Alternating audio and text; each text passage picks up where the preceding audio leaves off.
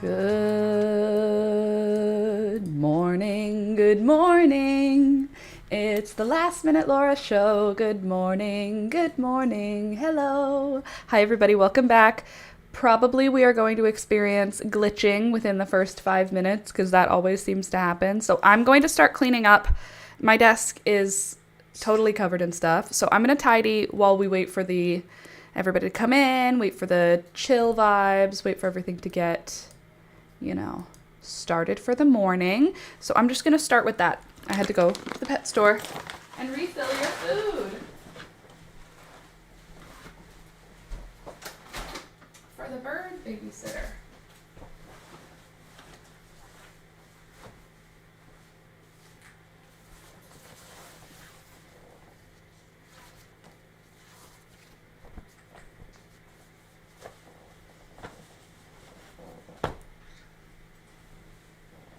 To fix this today.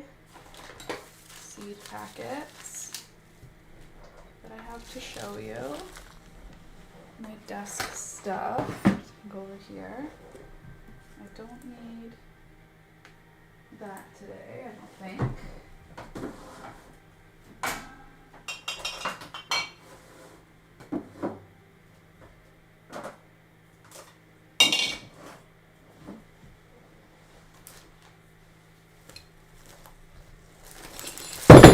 Oh my goodness.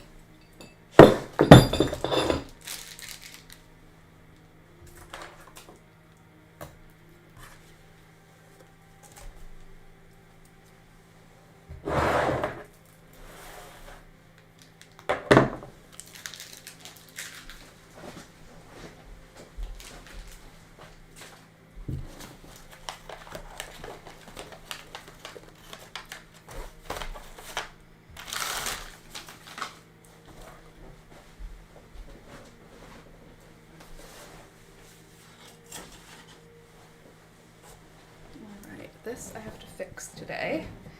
Just want to get needle and thread. Where are my needles in this bucket?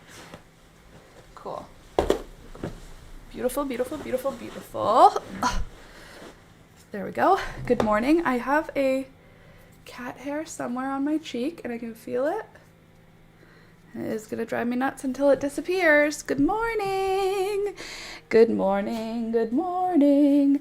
I bought, as you can see from the title, 18 more packs of seeds, which is like a totally normal number of seeds to buy. I don't know exactly what possessed me to buy that many seeds, but I was at the Restore, which is like it's from Habitat for Humanity. It's like contractors that finish jobs, but they have stuff left over. They donate it to here, and then you can buy like house stuff. Like if you needed like a new sink or a new bathtub or something, you could buy it there. But also they sell other stuff. So I went a couple of times with my sister, and last time I went, oh my god, I'm gonna go nuts, was on Monday, and on Monday, oh, excuse me. They had Pro Mix soil, a big bag for $10. It's regular like $20, so that was a good deal. And then they also had seed packets for 2 for $1. Oh, here comes the glitching. All right, go get a coffee. Come back in 2 minutes.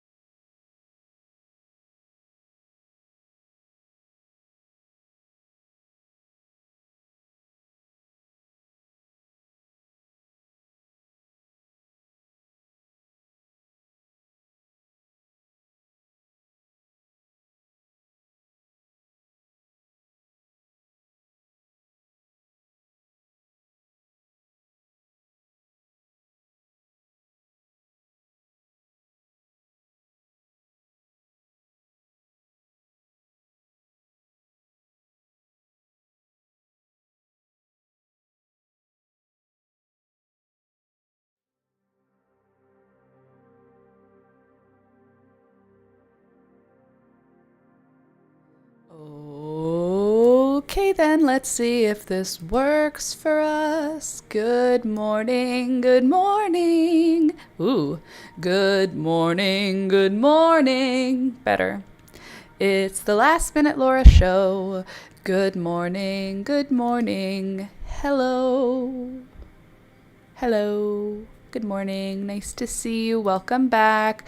Apologies for the glitch. It happens probably every stream, but that's okay because after it's done happening, we end up just fine and everything returns to normal, and then we're here hanging out and it's all good. So I took out some thread, some embroidery floss. It's going to hold on some buttons. Before we get into the seeds, I just want to fix this skirt. I wore it yesterday and I love this skirt, but unfortunately, please tell me, oh friggin' yes, there's an extra button. Unfortunately, I lost the button, the top button. Oh, I love when clothing does that. And now that this clothing no longer needs to hold that button, I can fully remove the tag, which is something that I like. Oh, I have my little sewing box here. I could use a seam ripper. I now have quite the collection. I have 4 seam rippers.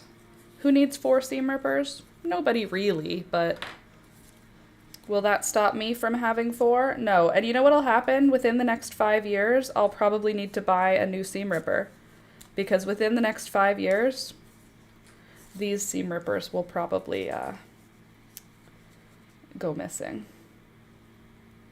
It's just what happens. I have also been feeling some kind of way. I can't wait to tell you things. I have so much to tell you. Thing number 1, I lost sight of what I was doing. I'm an artist, and I'm going to go back to living unapologetically as an artist, because an artist that I really appreciate and really like their work just died tragically in a helicopter crash. And I cried about it. I didn't realize I was that connected to them or their art or anything, but I cried and I felt the loss in a very parasocial way. I felt the loss like it was a person who I knew who died. Never met the person. After that happened, I was like spinning through this thing of like, if I just died tragically right now, I have not accomplished my purpose, which, do we know what that is exactly? No, but I would not be able to feel like I finished what I came here to do. And what I came here to do is make stuff, is make so much stuff. I just want to make everything that I can make, and I want to be as creative as I can in the time that I have here. So I think I'm going to be going back into the inner workings of myself and finding the artist again, because I feel like we lost a big artist. His name was Oliver Tree. I don't know if you've heard of Oliver Tree. It's kind of, I don't think he's that niche, but he is like, definitely he has a younger audience. But I learned of him through a podcast I watched, and then I started listening to his music, and I really liked it. And I thought, he's so weird, and he doesn't feel embarrassed about it. He's just super weird, and that's his vibe. And I was like, my vibe is to be weird. I want it to be unapologetic the way that he is. And some point there, I think I lost it. I lost that thing that I want to be, you know? And then, for no reason at all, he just died by falling out of the sky in a helicopter. And it was tragic and shocking and unexpected, and he's just a year younger than me. And it made me start thinking that I gotta get my art moving, gotta get my art to do what I want it to do and be where I want it to be, so that I can be where I want to be. like, I know I call myself an artist, but I haven't been making enough art to call myself. I'm not working as an artist right now, and I need to be. So I'm going to put in a little bit more effort on that front. I've been thinking about that. Okay, tag has now been fully removed from my skirt. Now I can take the old button, or not the old button, the spare button rather. I can rip that off. Gentle, cool wash. Do not tumble dry. Bruv, I dry it every single time I wear it. Made in India, 53% linen, 47% viscose. It's viscose. It does not need to be dry cleaned. Okay, those are done. Now I need a needle to sew with. Oh, perhaps one of these. No, those are yarn needles. There we go. Here are sewing needles. We love when everything is neat and organized, don't we, folks? Nope, that's not the right needle. Those are not sharp needles. So those are darning needles. Where are my sharp needles, please? Oh, there they are. Are you sharp? Please be sharp. Don't screw with me, little needles. Okay, you must be. Your eye is too small. Yeah, you're sharp enough. Okay. Good, good, good. Good and good. Okay, sewing kit closed, needle found, button found, and now I have to sew the top button. It's missing the top button. I must have bust out of it at some point. And now I have to add my new button back on. Oh, I can feel cat hair. Okay, so I got embroidery floss to sew the button on, but I didn't have the right color. So what I'm gonna do is I'm gonna cut 2 lengths in 2 different colors, and then I'm going to blend the 2 embroidery flosses together. I'm gonna lose my ever-loving mind. Why do I ever pet my cat if she's always going to be causing me trouble? I know, Beelzebub. I know. That's what I'm saying. So, I found my dress for the wedding. Not my wedding, don't worry. I have a friend's wedding that I'm going to this weekend, and on Monday I went out with Julia, my sister, and we went shopping, and I found my dress at the thrift store for $10. We went to the fancier thrift store. And I found my dress. It's very pretty. It's a little loud, I'll be honest. I am 80% confident in the dress that I chose. I would not call it 100% confidence, but that's because it is a color, friends, that you, when you see it, you'll be like, oh, it's so pretty, and then you'll be like, it is loud. That's a lot. But I think it's okay. I don't think it's like an inappropriate amount of loud for a wedding.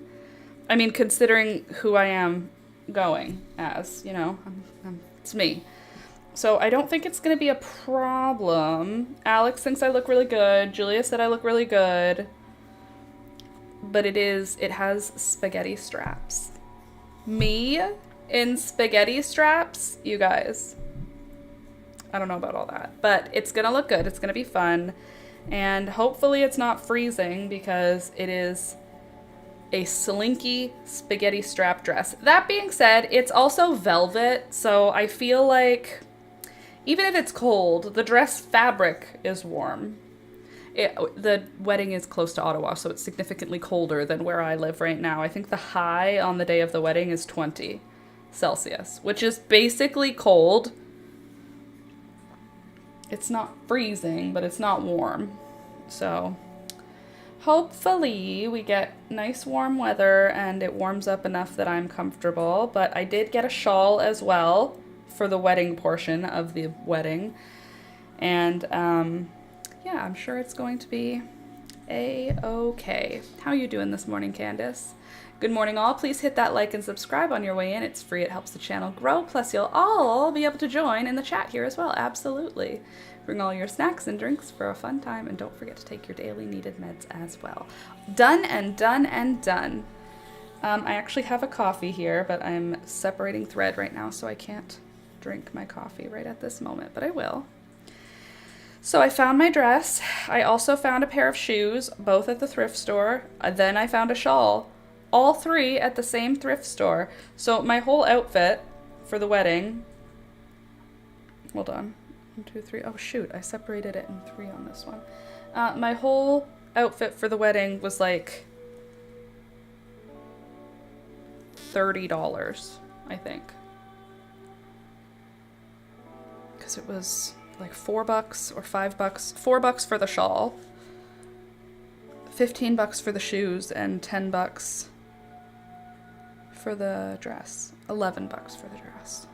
$10.99 I think is what the price was. But either way, great deal.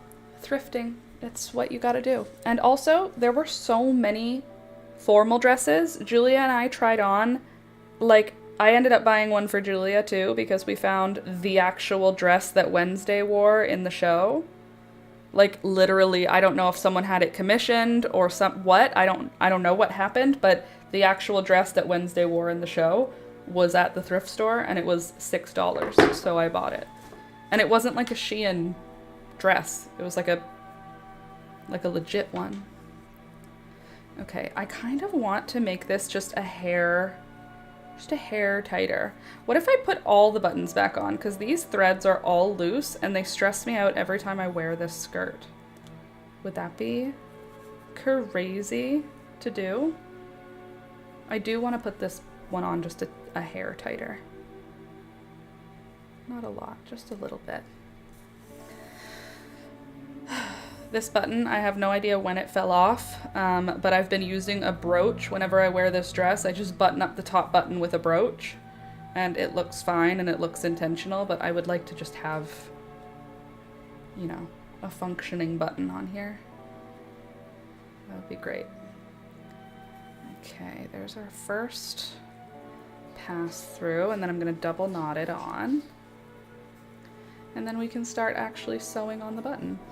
I'm gonna go absolutely nuts on my cat. I need to have like a HEPA filter put in. Every time I put sunscreen on my face and then I pet my cat, there is cat hair. I know, I complain about it just a lot. And if you're new here and you're hearing me complain about this for the first time, please know, this is going to not be the only time you hear me complain about this. I love my cat so much, but her hair, it's everywhere. It's everywhere all the time. No matter what I do, her hair is all over me at every moment.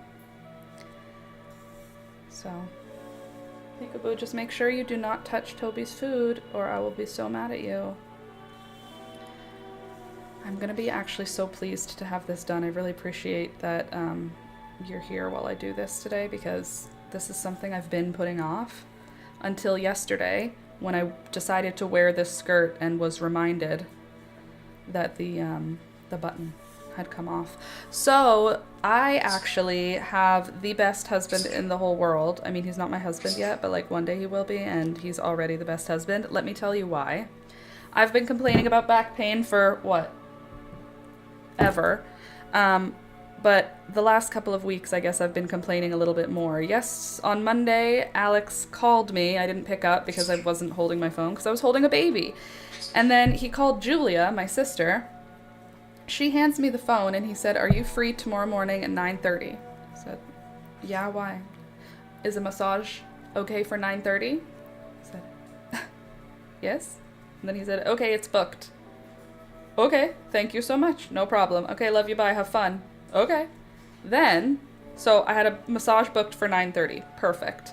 I don't do that sort of stuff for myself. I don't book, like, I just won't go out of my way to book something that is just for me, that costs money, that is like a luxury. So anyway, it's sweet of Alex to do that for me because he knows I won't do it for myself. So, booked me a massage. So yesterday and then after he booked me a massage, I got a phone call from my doctor and I had forgotten that I had a doctor's appointment about my spine. So finally I had a doctor's appointment about my spine. My doctor said, "Yeah, that's definitely not normal for how old you are if you haven't hurt yourself." She asked all kinds of questions like, have you been constipated?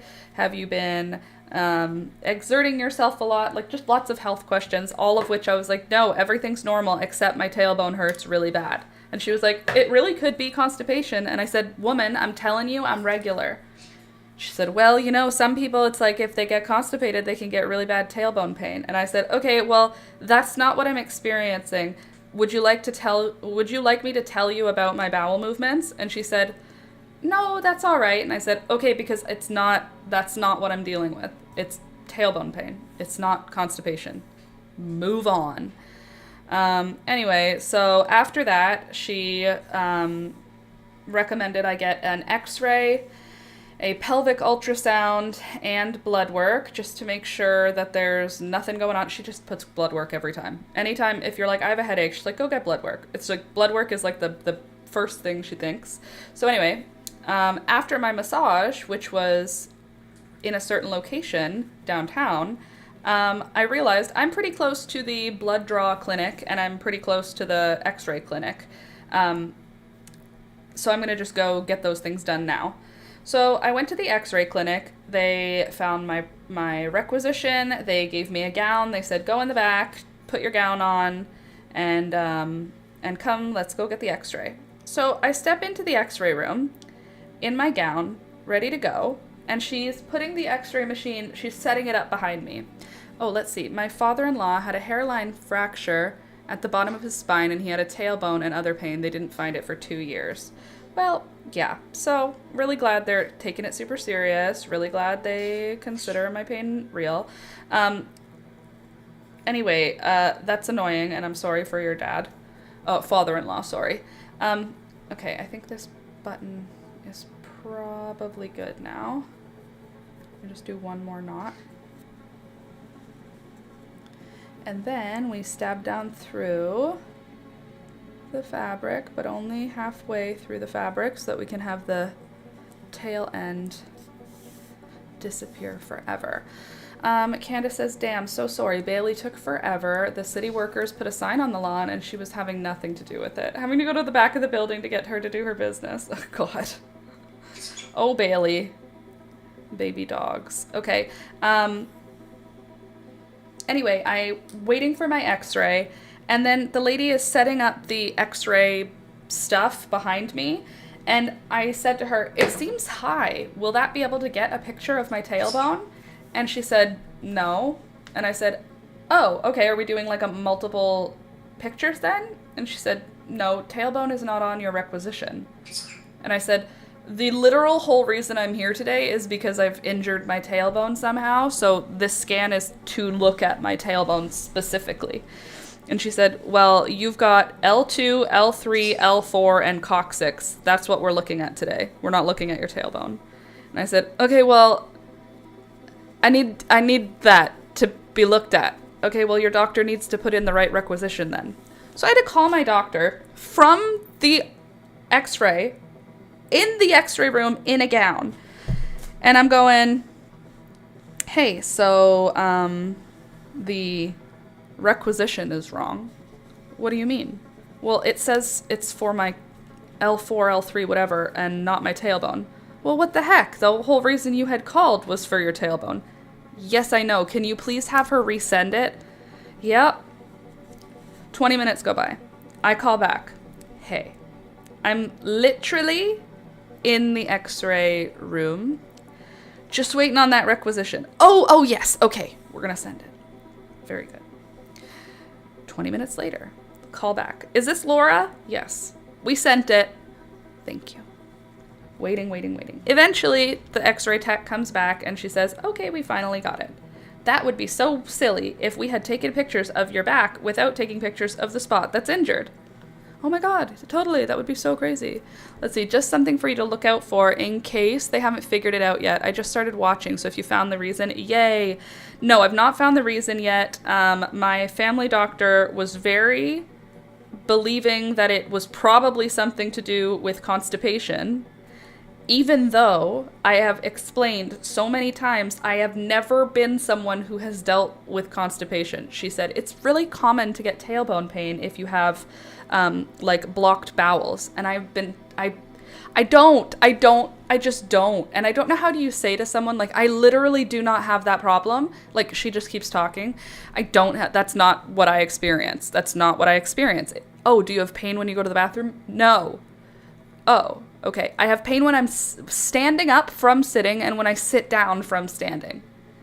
Being seated for a long time hurts. Standing up after sitting for a long time is excruciating. And putting weight suddenly down on my butt hurts a lot. Nothing to do with my butt. It's my spine. So anyway, after me having to convince my doctor that I'm not constipated, like, how do you convince someone, why do you believe I must be? Anyway, after finally convincing, I got x-rays, I got requisitions for ultrasounds and blood work and x-rays. So the ultrasounds, unfortunately, are they're appointment only, so I couldn't do a walk-in for that. I have an appointment for my ultrasound for next week, though. I have to do 2 ultrasounds. I have to do one on my body and then one in my body. So not ideal. But ultrasounds will look at whatever ultrasounds look at. The x-ray, they took like 5 or 6 different pictures of different angles of my like lower spine, I guess. So we'll find out there. And then blood work, she wanted to see if I have inflammatory markers right now, because I've had inflammatory markers on for the last several blood tests. And she's trying to figure out if I have like arthritis or some other autoimmune disease that causes some of the pains that I get.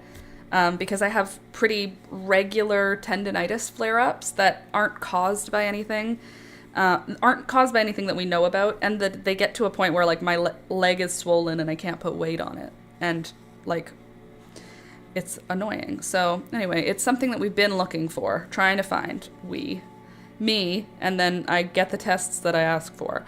But anyway, I got the blood test or blood work. I didn't do anything. They just took blood out of me. But I got blood work, I got the x-ray, and then ultrasound will be next week. And then 2 or 3 days after my ultrasound, I will have a follow-up with my doctor, and we will find out if there is something that is causing the back pain, or if it's literally just like, I don't know, just I'm old. I just got old and my back just hurts now. That's just who I am now, someone whose back hurts. But it's not my back, it's literally my tailbone. It's also my back. But anyway, regardless, the main thing is that I finally am getting seen, and I have like plans to get it healed.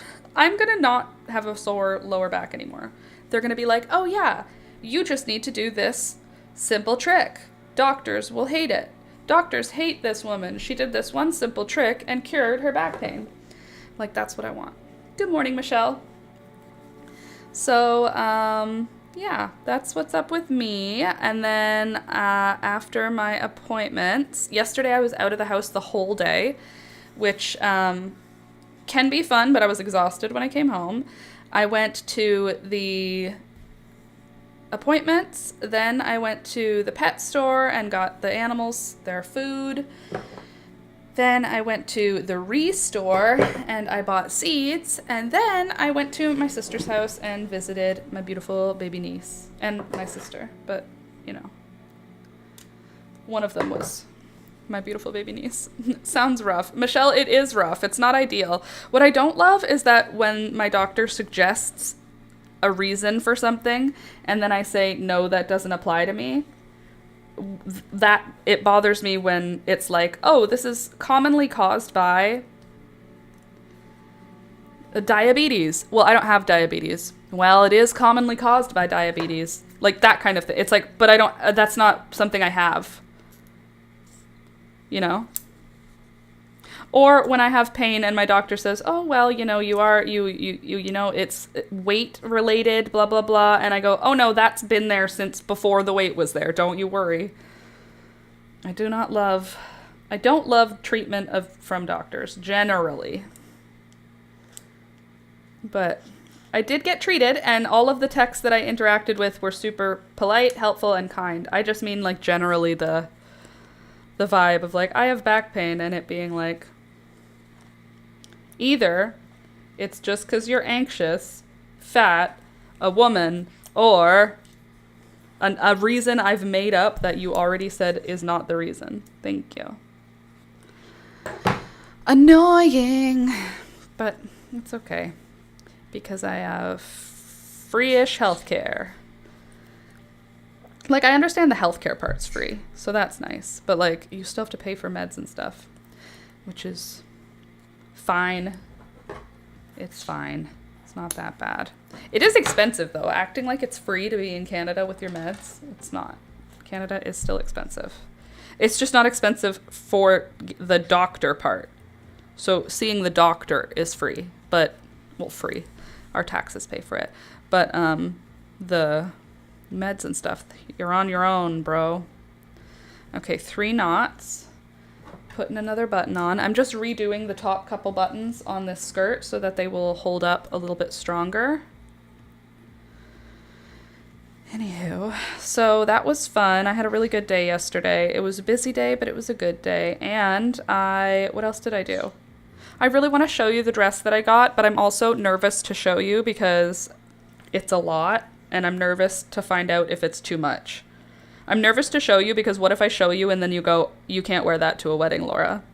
What would I do? I don't have a backup plan. So my thought was that I'll just wait till after the wedding to show you the dress. That way you can't talk me out of wearing it.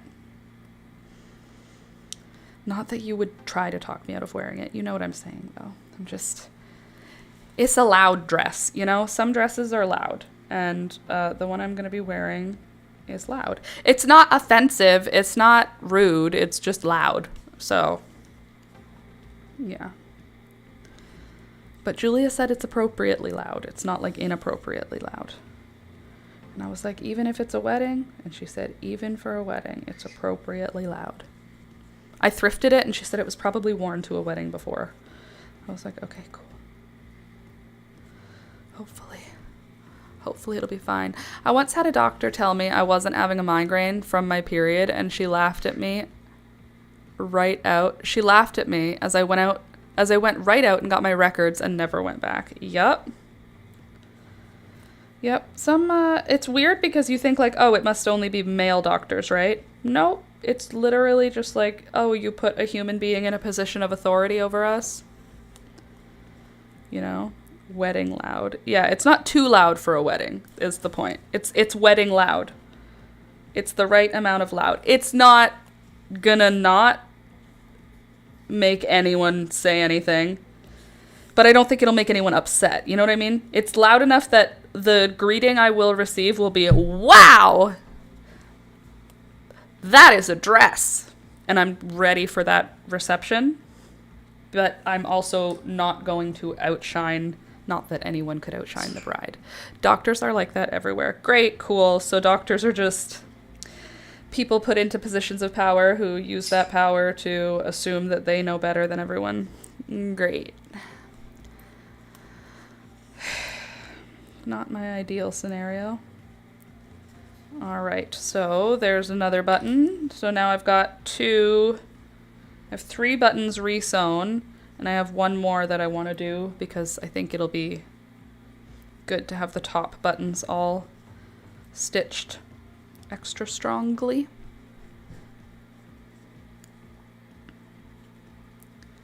1, 2, and 3. Lots. Oh, right. And then I'm weaving my end. Wedding loud, indeed. Alex and I are getting all pumped for this wedding. I have to do his hair. Probably tonight, honestly. He wants me to bleach it again. So it's time for a fresh bleaching of Mr. Alex's hair. And then my hair I'm going to leave as is because the dress means that I can't have anything brighter than it. So no new hair for Laura. But for Alex, fresh new hair. Okay, there's button number 1 and 2 redone. And now button number 4 has been redone. How's button number 3 look? Are you loose? Are you doing anything wrong? You know, you're loose enough, you know? Loose enough that I want to give it a restitch. Can you just... I have seam rippers and I'm using scissors. I literally have the tool for this. Okay, there we go. We don't love that doctors are like that everywhere. No, we do not. Okay, thread out. Did I cut the fabric? A little bit. That's fine. It'll be fine. All right. What is inappropriate to wear to a wedding? Let's do that. Let's do that conversation. The wedding is at a mill. It is, I would say, semi-formal. Like, I wouldn't call it like formal. It's an outside wedding, and it's at like a mill. So it's not going to be like if you had it at a botanical garden or something. It's going to be, I think, it'll be fancy, I think, but not like, I don't even know how the level of fancy will be. I don't know what it's going to look like. I tried to get an idea based on what the invitation looked like, because when Alex and I did our wedding, we made our invitation fit the theme. But then as I was looking, I was like, that's not necessarily true, though. Other people aren't necessarily doing that, so I can't assume that the wedding card... Oh, I also have to get a card. Jesus. Hand painting a card for a wedding card is probably not the vibe, right?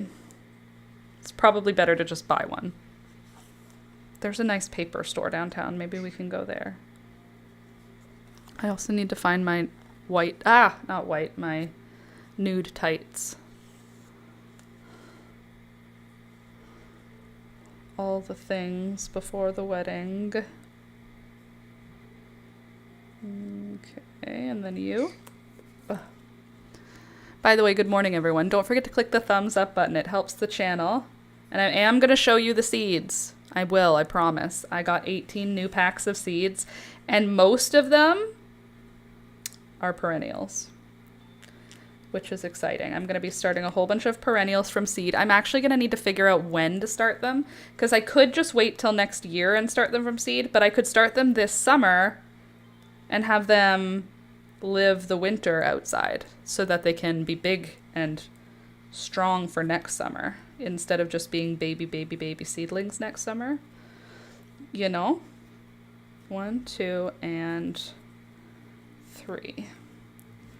Cool. Now I'll feel good wearing this dress and I won't have to worry about the buttons falling off.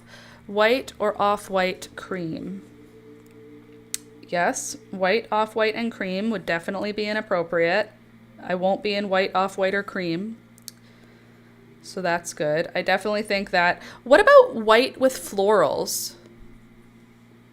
What about, like, not a white dress? It starts as a white dress, but what if the white dress is fully covered in florals? Does that count as a floral dress and it's safe for a wedding?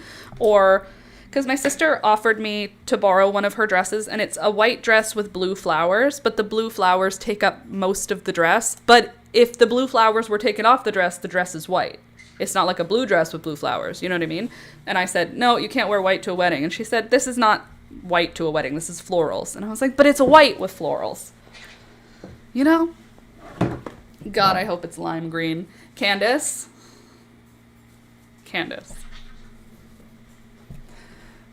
Here's my skirt fixed. Should I try it on? It's a lot. It's a lot, though. And it won't go with my outfit. I mean, it won't go with my hair today. Still has white, so I wouldn't do it. Me too. I wouldn't bother with anything with white. Do you want to see it? Since it's just a few of us here, I'll show you. Just don't tell anyone. It's not a secret, though, because it's not my wedding. Let me just go grab it. And when you see it, you have to be nice, because I'm sensitive.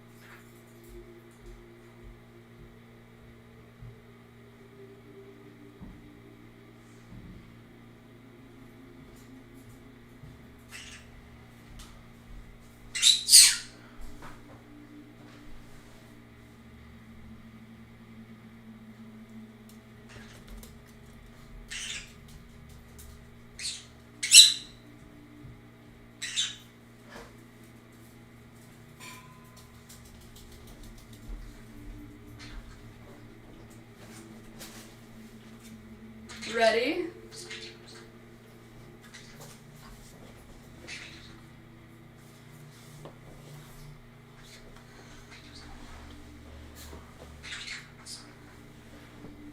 Oh, who, me? I'm just here for the wedding. This old thing, this is for during the ceremony. Hold on. Here's for during the ceremony. See, oh, I'm just wearing, it's just a dress. It's nothing too special. Oh, time to dance? Oh, who, me? I'm just here in my hot pink fuchsia. Okay, don't look at, that'll be managed. I'm in my hot pink fuchsia velvet dress. I'm obsessed. I'm obsessed with it. I tried it on. So we were at the thrift store trying on everything, and I picked this off the hook, and Julia said, ha ha ha, and I said, I know, it's so stupid. I would never wear that, because on the hook, looked crazy. On me, though, okay, I do think I'm obsessed with the spaghetti strap. I've never worn a spaghetti strap in public ever. I love that the arm piece here, the underarm piece goes up so it doesn't cover, or it's like not exposing. Hold on. It only happens when I don't want it to. There, see that? It doesn't expose this. It covers it because it's so wide at the top. But then the boob section is amazing. I don't need a bra with it. I do need something to cover, the girls. We need to keep the girls at least a little bit more hidden. And then the back, open. What is this? Oh, that's a mole.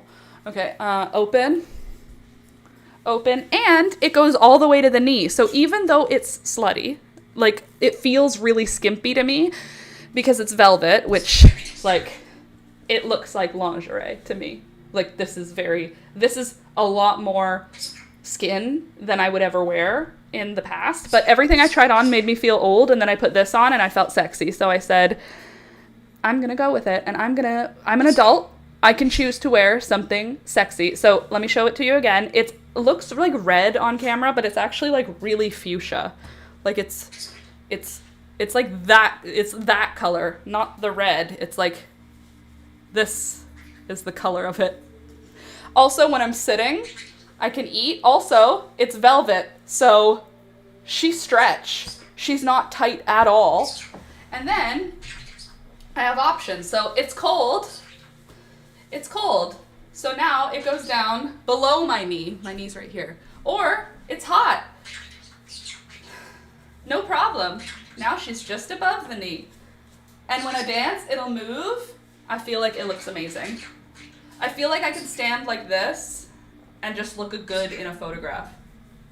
Like, I can just stand, I'll just stand in the corner of the wedding like this, and I'll show up in photos looking like a Venus. This, I don't know if we need Spanx. Julia said no. She said the tummy is in, like showing this piece of your body now. Usually, when I was growing up, that would be, Spanxed to oblivion. Same with belly button. I'm used to seeing belly button and having that mean gut. But Julia said no. She said, skip Candace, I have to wear the compression socks so that they can be skinny for the wedding. If I don't wear compression socks every single day before that wedding, I'm not going to have skinny legs. So the compression socks are important. And I will be wearing nude tights. And like I said, for the wedding ceremony, because, it might be a bit much for the ceremony, this. And then I said to Alex, I'll just get like a brooch or something and just pin like that or something, so that I have like, a little bit of a skin, but not as much skin. And I feel like for the wedding ceremony, this is fine. And then for the dancing, this is fine. Anyway, you don't need Spanx at all. You don't think so? Because this is literally just me wearing, the seamless underwear. I feel like Spanx would make me feel more secure. I am going to do nipple covers. Unfortunately, my nipple ring shows through, which is not my ideal scenario. I don't mind how just a regular nipple looks on it, but I feel like the nipple ring distorts the velvet and makes it visible, and we don't need that. But I can sit in it. I have the little belly that apparently is cute now. It's in style. This right here, this little, that belly, apparently it's allowed. Use a pin or tie the shawl. Well, my plan for the pin is to use one of my brooches because I am a brooch girly. So I have many a brooch to choose from. This will not be the brooch. Probably it will be my frog brooch because that's my favorite one and it looks nice with pink. But then I could do like, you know, oh, who me? And I can pin it to the dress right here so that it can stay no matter what I'm doing. So I will be using a brooch to pin the shawl, and I will probably pin the shawl. Ooh, I could do both sides. Would that be nuts? We'll see what happens, but I have a pin or a brooch for that. Okay, I'm gonna go change because this is not I'm not that kind of streamer, but I'm glad you like it. Thank you for saying nice things because I needed you to, because if you said mean things, I would have to get a new dress. Okay, I'll be right back. I'm gonna go change into, not this.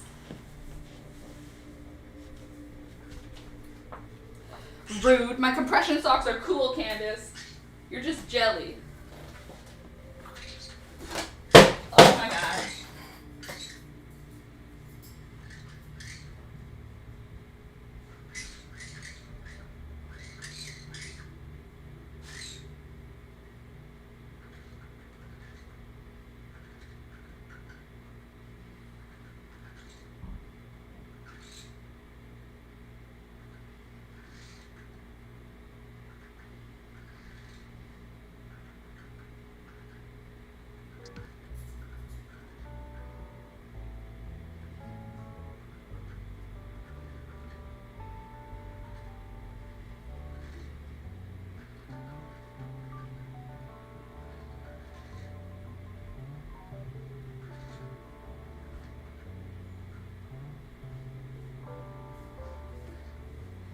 Anyway, when I saw it on the rack, I was like obsessed with it.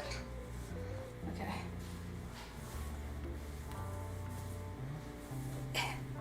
There. Oh, look, it looks like a dress. The buttons just continue.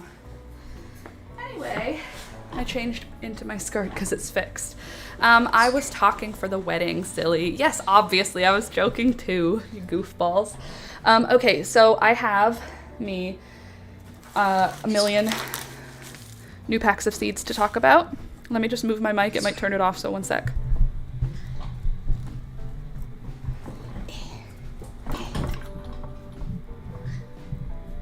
Okay, ready? By the way, click the thumbs up button. I just showed you my whole body, so I think that deserves a quick like the video for my vibes. Okay, so here I have seeds. Excuse me. Also, welcome to the new follower on Twitch. Nice to see you. Hello to the viewers on YouTube. Hello to the viewers on Facebook. I forgot what Facebook was called. Okay. Okay, so I want to show you these seeds. But first, also, let me show you, I finished the summer bucket list. Ta-da! Bucket list. Summer 2026 bucket list.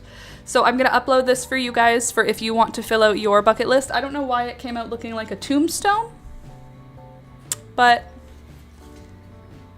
there's that.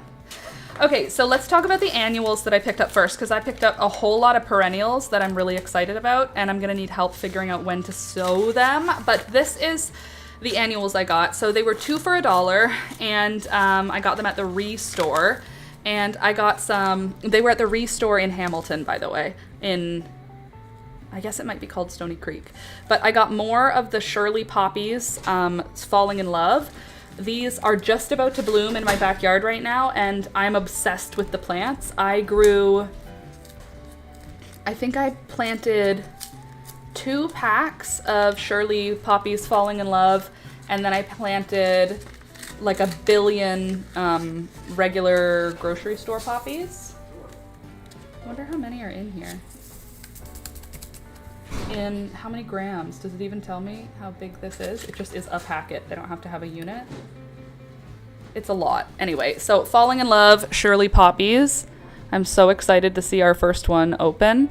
Hopefully it's gorgeous. It's gonna open like today or tomorrow. Probably tomorrow.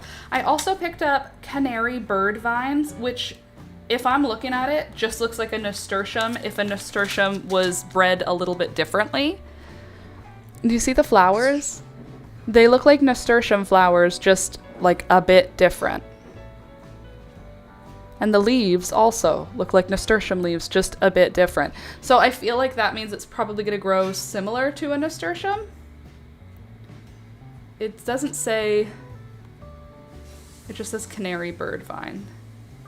Anyway, that one's cute. It's yellow, which is not a thing, but the cuteness of it was that it looked like a nasturtium to me.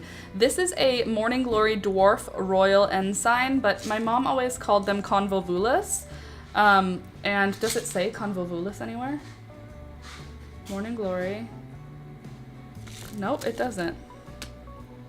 A dwarf variety that does not need a trellis or fence. The blooms have large, deep blue blooms that face upward and have contrasting white centers and yellow throats. Soak seeds in room temperature water before planting. Seeds are poisonous. Oh yeah, convolvulus tricolor. So I've grown this before, but I grew it, I like got the plants from my mom.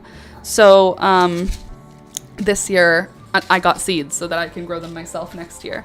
The flowers look like canaries flying. Literally what it says on the back. It looks like birds flying away from the plant. Bless you. Next, I got another seed packet of night and day nasturtiums for next year. I planted a full seed packet of these this year, and so far I have 0 flowers. But that's because my nasturtiums are just starting, and so far I only have red ones opening. But I have another packet of night and day up close. They're just dark red and creamy colored nasturtiums. And then I got another packet of Mission Bells poppies. So I'm hoping we can get a pink one. I've just been pulling all of the yellow ones. I just plant 1,000 California poppies, and then I pull out the ones that are yellow, so that I can leave behind the pink ones so that they're not competing. This is what it looks like. As you can see, most of them come out yellow. So it's, you know, it's kind of a losing game, but I play it every year. Also, I got organic basil dark opal. This is an heirloom variety. I don't know why they gotta tell us that, but it looks like that. So that'll be for next year also. I could start some of these this year, but I'm not gonna. I got another packet of Double Click Cosmos. Floro Select Novelty Award winner, unique fully double and semi-double blooms in shades of carmine, pink, and white. Very pretty. So these are in case I love the ones that bloom this year. Then I'll do that again. Another one, I got more calendula. I picked this out because it looks like the Indian Prince one that I'm growing. And then when I got home, I was like, this is a bright orange flower, Laura. What were you thinking? This is literally an intentionally bright orange flower. So it's called Calendula Neon. And then because I can't help myself, I bought more dill seeds because these ones were the So Easy variety. So I can try and actually plant dill intentionally next year in spots. We'll see.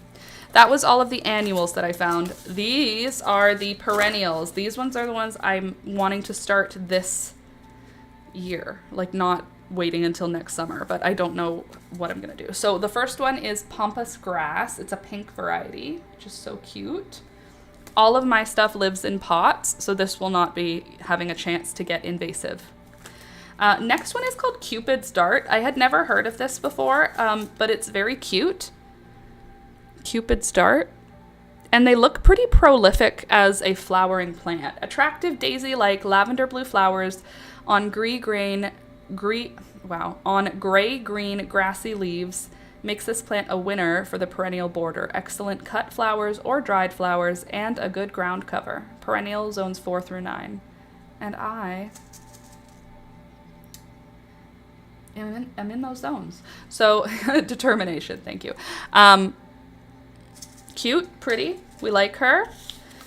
Pampas grass, we like her. This one is Dianthus Maiden Pink. So this one is a compact, low-growing plant painted with attractive, small, heavily fringed red, pink, or rose blooms in the spring. Very charming for borders or as a ground cover. Does well in heat and drought conditions. Easy to grow, blooms from seed first year. And it's pretty. I don't know if it's like a stone crop, like it says low growing. But let's see what it says. Dianthus Maiden Pink. Dianthus Maiden Pink.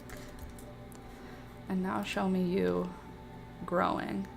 Okay, yeah, so this is like basically soapwort, rock cress.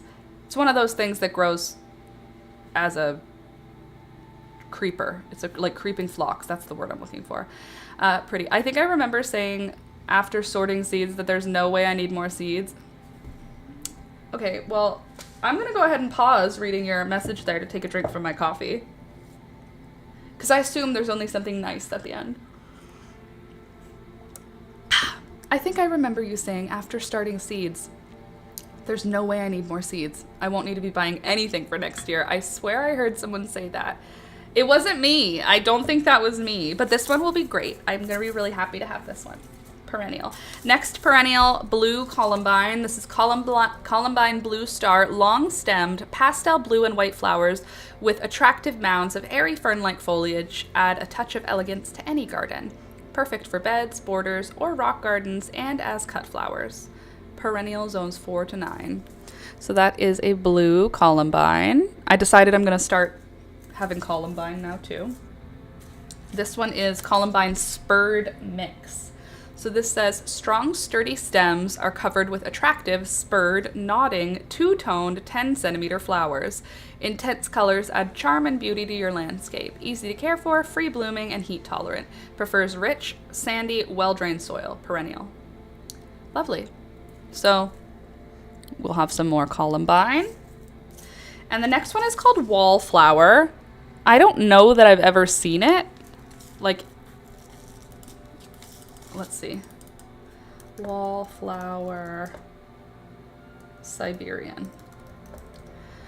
Siberian wallflower. Okay, it's kind of giving milkweed. It's not, but like, in terms of like where I'm feeling it, it's kind of giving milkweed. But this is what she looks like. She's a cutie patootie. It's kind of like the way sweet alyssum's blooms are little flowers. Is it orange? I would argue no. Could you argue it's orange? Yes. I got a second packet of my Malva. I used the whole packet this year to grow what I'm growing. And I'm obsessed with these, and I think I want to have more for next year. They're a perennial. So I'm thinking the pot that I have them in this year, I'm gonna add more to the same pot next year and just do like a lot of them. Hopefully I'll get some of the purpley blue ones. Really pretty. Malva, Sylvester mix. Sylvestris mix. The next one is soapwort. It's rock soapwort. I believe that I have this, but I wanted to try starting it from seed. It's just a soft pink little flower that creeps on the ground, but it's a perennial. Next one is Delphinium. This is Delphinium Pacific Giants mix.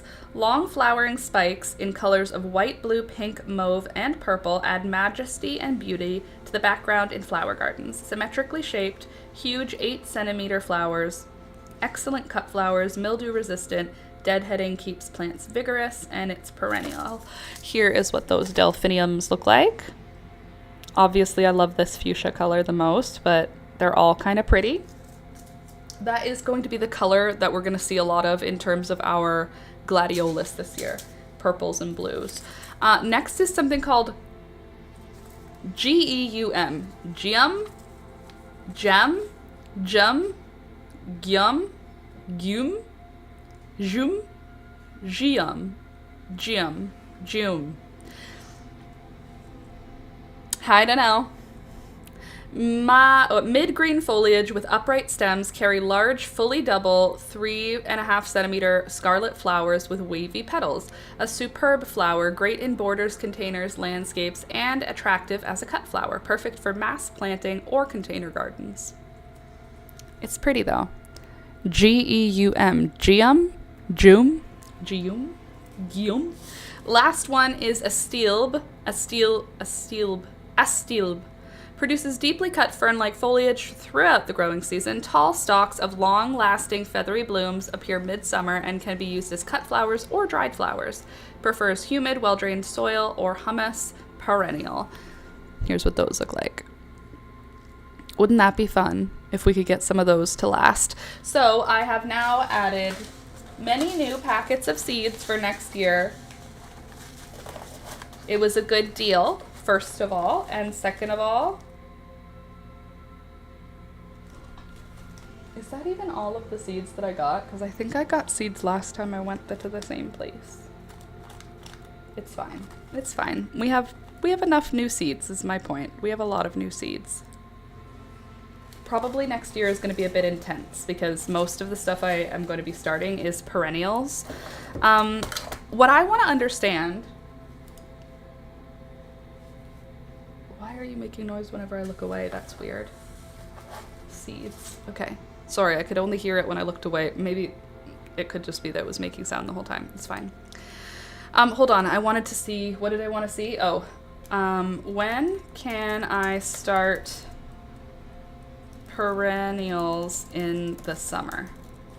Can I start perennials in the middle of summer?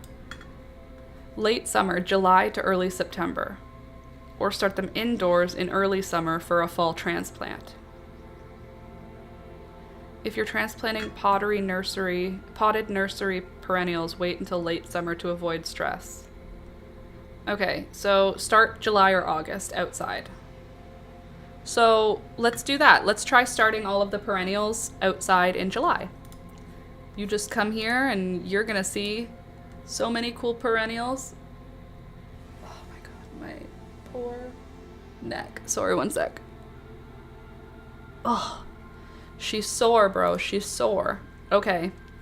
Don't forget to click the thumbs up button because you're already here hanging out. Please and thank you. Click that like. Follow if you're new. If you're watching on Twitch, don't forget to click the follow. And if you're watching on Facebook, like, share, comment, view, follow, clip, I don't know. All the things that you could do, do them. Hey there, Karasu. Okay, so now that that's done, I also need, you've now seen the dress. What am I doing for jewelry? For shoes, I have black chunky pumps. Is that the right word? Pumps? They're high heels, but they're not high. They're like this high, and it's like a blocky shoe, but they look like a dress shoe on the front. They're really pretty, and Julia said they're appropriate, and they don't look weird. She said they looked cool. Did you flip your bed over? What's that for? Why'd you flip it over? It lives like this, silly guy. So, shoes are done, black and gold. Black and gold fuchsia. So jewelry, probably minimal, but probably gold. I don't know. I haven't really, like, can the internet help us? Styling, bright pink velvet. Pink velvet cover. Let's see, images. Are you gonna show me dresses? I just want to see what colors people are putting with them. People are putting white and black. Okay. Both are great. Lots of white, lots of black, lots of white, lots of black. That's good. Alex is wearing white. Okay, also dark green. Okay. Dark green silk. I don't have dark green silk, but okay, sure. Nude tights. I have to find my nude tights. I thought I had a whole pack of them, and I don't know where I left them. Like, I thought I had a pack of like 3. And I wore one recently and it was great, but I don't know where the other ones are, which is annoying. Because that means I'm probably going to have to buy tights. Oh god, my butt back zone. Alright, so now we can get back into crochet because we finished looking at seeds. Oh, excuse me. And we finished looking at the dress. Sorry, I'm just trying to get myself reorged. A little bit of reorg going on over here. Okay, and we want... How long ago would I have ordered that? I don't need to do that now. I'll do that later. Louisa, good morning, Laura, and everyone in Pets and Plants. Good morning, Louisa. My coffee got cold because I waited an hour to start drinking it, so I'm going to go get myself a freshie. And you guys just talk amongst yourselves for 2 minutes. I'll be right back. You'll still be able to hear me, probably. I will just go get my coffee. Peekaboo, were you touching his food? You fat cat, you already ate. You fat cat.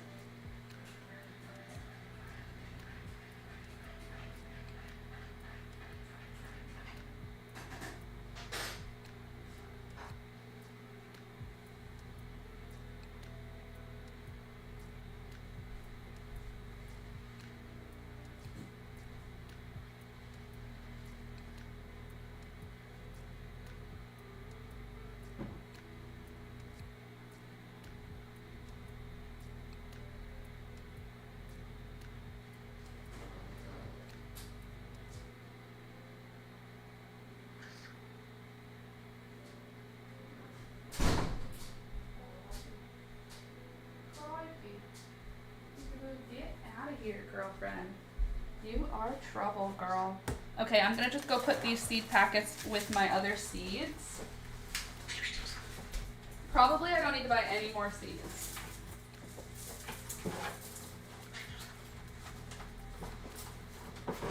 But you know what? Like, when I say I don't need to buy any more seeds, that doesn't mean I don't need any more seeds, you know? Like, I wouldn't say that exactly. I think seeds are great and important. What about a choker of white pearls? Well, I do have a white pearl necklace, but it's not a choker. It's like here. And Julia said no major jewelry. She said empty neck. Because it's like the thin straps. It's like that is the look. Like that's what you're doing.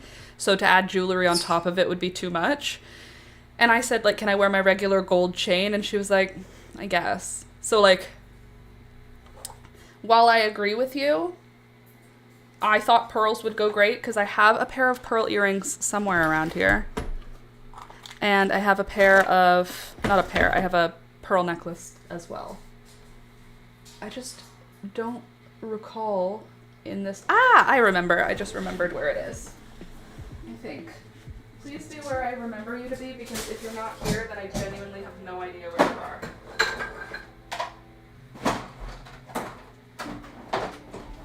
Oh my lord.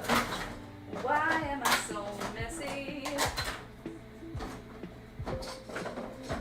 Who made me this way? Okay, so what I have for earrings, oops, as an option,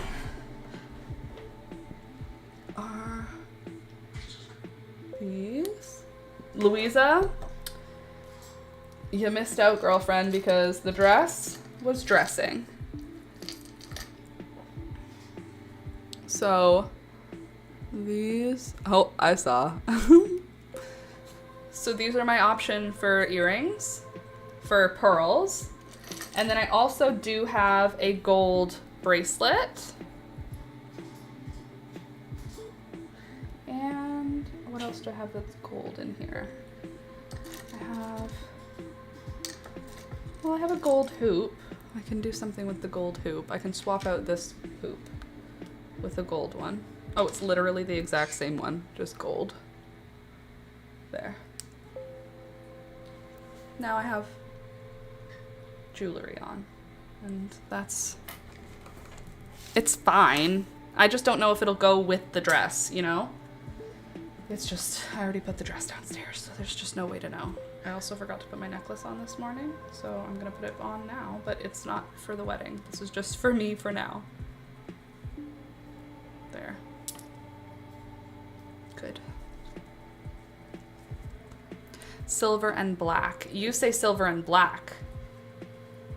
Okay, well, I have gold on the shoes. The shoes I'm wearing, or the shoes I'm planning on wearing. They don't have to be the shoes I'm wearing because in addition to them being new, they are not the most comfortable I've ever been in a shoe, so that's not ideal. Sorry, I'm also just looking at my other earrings, seeing if there's anything cute here. Why do I even have a belly button? I don't have a belly button ring anymore. Why did I get this? Did I get it thinking it would work somewhere else? I must have. Like, where did I think I was gonna put it? There must have been an idea. Oh wait, does that not even come off? How do you get off the belly button ring then? Okay, maybe I thought I was gonna make a jewelry piece with it. I don't know. I'll have to look in my other jewelry box to see if I have any gold jewelry. Probably not though. I'm mixing metals also though, because like I have other silver going on in here. Like that's a maple leaf, but it's silver.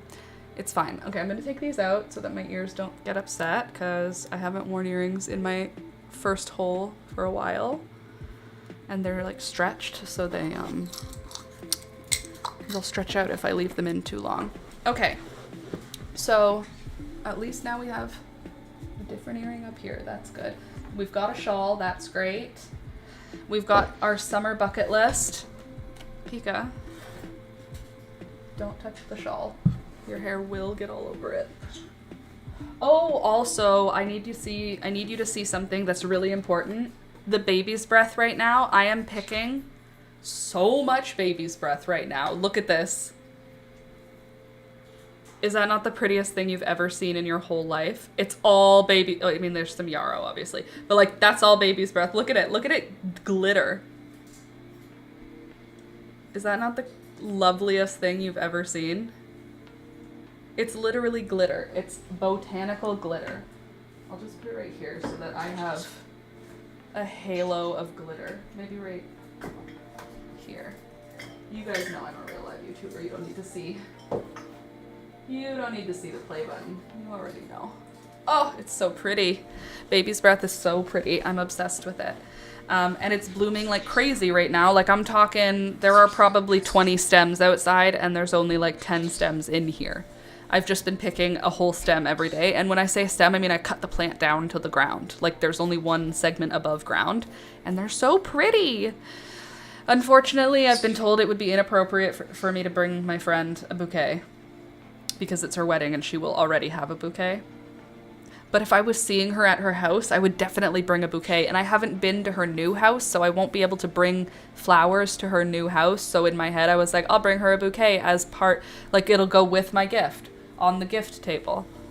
But my sister said that would be inappropriate because, and I said, but what about because it's me with my garden and stuff? And she was like, not on her wedding, because you're not going to be seeing her. You're going to be seeing the bride. You're not hanging out with your friend. You're going to her wedding. I was like, oh, okay. So good thing I have sisters, because without them, I totally would have just brought a bouquet and sought out my friend to give it to her. So good thing I have other people who have better social skills than me to help me not just step on my own feet every day of my life. Okay. Also, today's lashes are the planned lashes for the wedding. I'm basically treating this like my own Met Gala. In case you haven't noticed, Alex and I are going to the Met Gala on the weekend. My friend is getting married and we're calling it we're making a holiday of it. Like we're staying in the town the wedding is in for 2 nights, 3 days and 2 nights. So we're having a vacation. We're going to a party where we're getting all dressed up. Amazing. We're going to be going out for dinner, the wedding, and then also for breakfast both days. It feels like we're doing a vacation. So for me, it's feeling like I'm going to the Met Gala. So my makeup look is going to be just blush which is what I have on today, just blush. I have concealer on the bite from my birds, and I have concealer on a mark I have here. I'll probably put concealer on these things, but I don't want to wear anything on my face because it's going to be hot, and when my face has cover up on it, it looks a little bit wild in like after hours. So I'm going to just go for sunscreen, which is what I have on right now. I'll probably do, maybe I'll do like a matte sunscreen because I don't want to wear powder. Like I was about to say I could just powder my forehead so that it's not shiny because this is all sunscreen shiny, but I don't really want to use powder because then all my wrinkles just, it's way worse. It's better when you have old lady skin, which is what I've developed this year. It's better to have oily looking skin than it is to have dry looking skin. So I don't want to use powder. Yep, I got bit on the face, right on the head, Louisa. Right here. It's a bruise. The wound has healed, but there is a red, this is red. If I take the cover up off, that's covering it right now. It's a red L-shaped line, and it is a bruise around it. Gary bit me right on the head. It was my own fault. I put my head in his face, thinking he would grab my hair, like he usually does, and he decided, I'm gonna bite your skin on your head, and because I have gotten old lady skin, there's enough room for him to grab a chunk and pull. So he did, and now I'm wearing my hair out of my face, so I have to wear cover up just on that. But otherwise, my plan is naked skin with blush, which is what I did today. You can see lots of blush, but actually it's just lipstick. I just used lipstick and blended it as my blush. So that's my plan for makeup. Fake lashes, eyeliner, brows, blush, sunscreen, and lip. I don't know what for lip though. Maybe something like this, because it's like not too intense, but it's not like a natural lip, but it's like if you were a boy, you might be like, I don't know, is she wearing lipstick? But if you're a girl, you're like, that's like a pretty pronounced color of lipstick, but it's not offensive. Like I'm not gonna offend anyone, it's a wedding, but I mean, it's not, I feel like the dress looks skimpy even though it's knee length and covers my whole body. Because it's spaghetti straps, it feels skimpy to me. So I'm trying to adjust the rest of my outfit with that in mind, that I'm trying to not go for skimpy. Can I tell you something my sister said to me that made me feel really good about myself without her even meaning to? She saw the dress and she said, oh, that's really hot. And I said, thank you. And she said, you should take off your bra though to make your boobs look smaller so that they're not like falling out of the dress. And I said, I'm not wearing a bra in this picture. And she said, shocked Pikachu, and I felt good. And I was like, yeah, that's right. My boobs are just 35 and have never had kids. That's what you do. If you don't have any babies, your boobs don't change the way that they do if you do have babies. Interesting. That being said, have babies, because I need babies to hold around me without me having them. Yesterday, I went to Julia's house because I needed a baby hug. And my sweet baby niece, Elizabeth, was sleeping. And I said, what's the point of me even coming over? First of all, I just broke into my sister's house. I just came over. And she came out of the bathroom like this. Here's the bathroom door. She's in the bathroom. She went like this. And I was like, cool, that's what the murderer would have seen. That's what the murderer saw when they arrived. Because I just went into her house. And she didn't yell or anything. She went. So I went into her home unannounced, which don't do that maybe, but I knew what was happening. I knew where we were at. It's the middle of the day on a Tuesday. She's home. The baby is sleeping. So baby is sleeping, unfortunately for me. And then I said, when is she sleeping till? And then Julia said, oh, she can wake up now. And I said, so I went upstairs and I woke up Elizabeth, and she's so sweet when she wakes up. She's like tired, but she's so happy. Whenever she wakes up from a nap, she's like, she like wakes up happy and just wanting to go, like, she cuddles into you, and then she'll like grab your arm and try and like snuggle and close her eyes, but she's smiling because she knows she's waking up. She's literally an angel. Like if you babysat this baby and woke her up, you would go home and then you would get pregnant. Like she's so angelic. She is and she's so effing cute. So I got to wake her up and then cuddle with her for a few minutes, and then I went over with Julia and hung up. Have you watched Me Before You? The scene, have you watched Me Before You? The scene with the red dress when he's saying to her to lose the scarf. I haven't seen that. Me Before You. Let me see. Me Before You red dress. Ooh, that's a pretty dress. Oh, yes, I have seen Me Before You. Louisa Clark. I didn't realize I had until I saw it. Oh, hello.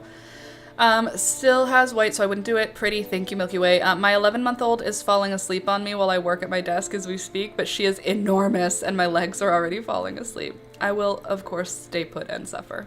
As you should.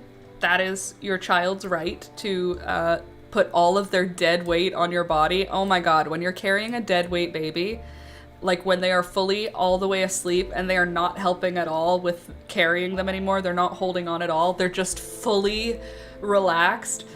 Every time that happens when I'm at Julia's, we like talk about it and we like look at her and we just go like, can you imagine being held by women who love you in the most safe and comfortable way and falling asleep into pure unconscious sleep because you know you are totally held and safe? Oh, imagine the nap that baby gets. When she wakes up, she is fully restored. Like, she's a new woman every time she wakes up. That's probably why she's happy. She's like, I've reset all of my energies and I fully am ready to start anew. Not me, Betty. We've been trying out different names. We do Betty a lot right now. I'm trying to avoid Liz at all costs. I'm not calling her Liz. Her name is Betty. But we're testing, we're road testing a couple nicknames. I think Betty is the funnest. I also think Betty gets the best reaction in public. Not that it matters, because I don't want her to try to make people like her. I want her to be whoever she is with no problem and never thinking about what anybody thinks about her. However, being interpreted as like nice is a good thing in society. And every time we say Betty and anyone overhears it, we get comments. Oh, Betty? Mm-hmm. Yep, that's what we're calling her right now. Betty, oh, that's so sweet. For Elizabeth, like, people love it. People love Betty. So I love Betty. Liz is 45 years old. No offense to you if your name is Liz, but you're 45 years old. So I guess you're 55 years old now, because I would have used to say 45. And now I'm 45. So you're 55 years old. Let me see. I want that. I give that and I want it too. I want it so bad. Literally. Okay, so if that side has this, then this thing should go on the opposite side, right? No. Hold on. You start here. So that means that you finish over here. Sorry, I'm trying to figure out where I am in my color work here. Okay, and then we have 2, 4, 6, 8. Do we appreciate? Good, got it. I've got the right number. Okay, and now we're switching into purple here. Where are my skizzers? Hello. Anyway, yeah, so that was yesterday, and I had a great day. And then I came home, and I watered the garden a little bit, just a little, because we were expecting rain overnight, and then we did get rain overnight, so I'm glad I only watered a little. Okay, we have 1, 2, 1, 2, and then this is gonna have 2, right? Yes, 1, 2. And confirm that the last, yes. You just gotta make sure the sleeves are the same. Doesn't matter what they look like. If the sleeves are the same, you're Gucci. Okay, next color, purple. There you are.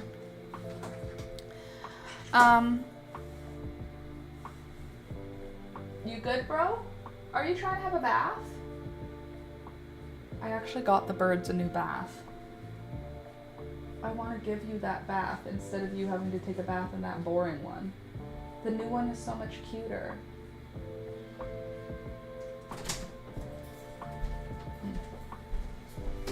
Hi. Hello. Hello.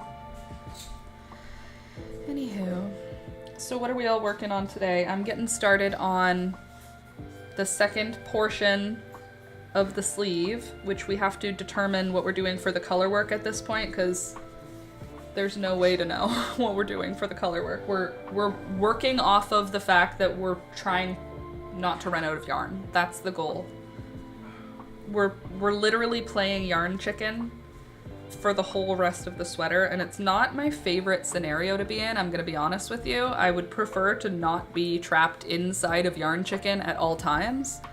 By the way, how is the music level? Is it a little too loud this morning? I just turned it down a bit because I noticed it was pretty close to the loudness of my voice on the audio monitor.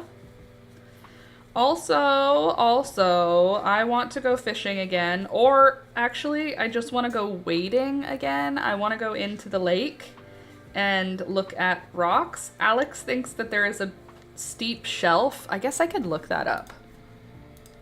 The beach.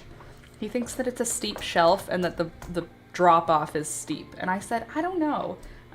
Let's see. Lake Ontario at... maybe Confederation Beach. That's a close actual beach. I go to a beach that isn't a real beach. It's like a, I don't know what you call it. It's not a real beach, but there's a beach nearby that has an actual name, so it should have the same shelf, right? Lake Ontario at Confederation Beach, drop off depth from shore.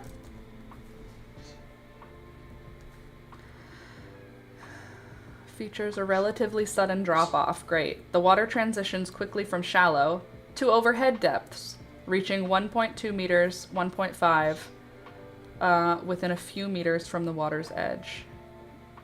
Great. The lake bed at this specific beach is pebbly and stony. Wearing water shoes is highly recommended. Because of the quick drop-off, open water conditions, and sudden current shifts, strong swimming skills are required. Great. Check the daily beach, who's swimming, what works. No, what I want you to tell me is how far. How far do I have before it drops off? How long before it drops off?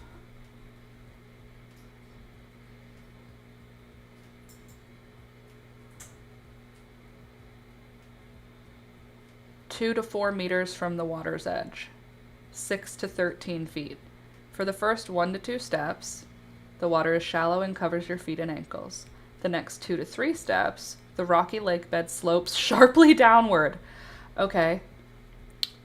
Great. Love that for me. So you're gonna be making me in danger if I go in my waders? Is that what you're trying to tell me? The internet? Okay, bird bite.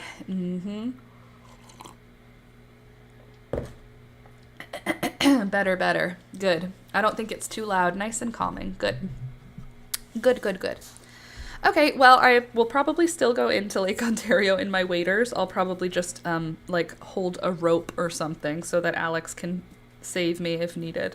I want to go into the water to collect rocks. Let me collect rocks from the wild. It's all I ever wanted. I just want to collect stuff. I feel like I'm too far down and you can't see. One sec. That's a little better. I took my little seat thing off of my chair, and just doing that, my back and butt hurts so much more immediately. So I have to sit on this thing, even though it's goofy. It sucks, man. Tailbone? Why? Why we do that? What's that all about? What are we doing that for? Oh, feels so much better though. Okay. What else can I talk about now. What's going on? The garden, amazing. Did you guys like the video yesterday? I'm sorry it's not very tutorial-y or creative even. I just feel like I'm in a bit of a place right now that I'm figuring out, and I feel like I say that every single stream for the last 10 years, so just please, just, you know what I'm trying to say. I'm in a place right now, and I'm trying to figure it all out, but I just want to try and put some content out, even if it's not my regular stuff, because I feel like it's really hard right now for me to make content. I don't know why, but it's really hard to make content. It's feeling really hard to make anything. So I'm going to just film what I can. I filmed a whole nother garden tutorial, so I'm going to edit that, and I'm going to do my best. And that's the best I can do. And when I get back on track with crochet tutorials, I will let you know. But instead of being upset that I'm not doing the right thing, I'm just going to try and keep doing. And when it becomes the right thing again, we'll all know. But yikes, I kind of going through it when it comes to making content right now. I just feel like I don't know what to do or how to take the next step. But that's okay. Time will make everything clear. That's how she goes. Are you guys making anything right now? Anybody else crocheting? You know what I've been kind of craving? Sewing. I've been craving my sewing machine and like finding out a style that I could make, like a bigger project that like takes a little more time. I feel like I've been making things for like years that are kind of quick, and I kind of want to slow down the speed at which I am making my items. Instead of trying to have a tutorial every week on different items, maybe making it a tutorial every week that's on the same item but the next step on an item. You know, like dyeing the yarn, crocheting the dyed yarn, like everything being its own video so that I can move a little more slowly but make, I don't know, more intentional content. I'm just talking out of my ass right now, so I don't know if any of this will stick. It's just something I've been thinking on. And that's all I've got to say. That's not all I've got to say about that. I'll probably just keep talking forever and ever and ever. But that's all right. That's why you come here, right? To chit chat, hang out, listen to someone drone on in the background while you do the laundry. That's what I listen to live streams for. They are to have someone having a conversation in the background that I don't need to participate in. So it's kind of frustrating because I make my live stream participatory. Like I like talking to you and going back and forth with you, which kind of makes my live stream not work as well for the background noise. If I want it to be background noise, I think I need to do more like topics that I'm just essay talking about. But I don't know how to transition into that. That's more like creating a show as opposed to live streaming where we're just hanging out and whatever happens, happens. I feel like if I have it where it's a little more intentional, it becomes like a show, which could be great, but I don't know. Just, just shower thoughts. Milky Way says, I have a bunch of veggies in my garden that I need to harvest, that need to be harvested and processed. I've never done any of it before, so I'm procrastinating. Well, what do you have that needs to be harvested? Veggies in the garden. What could be ready already? Beans? Spinach?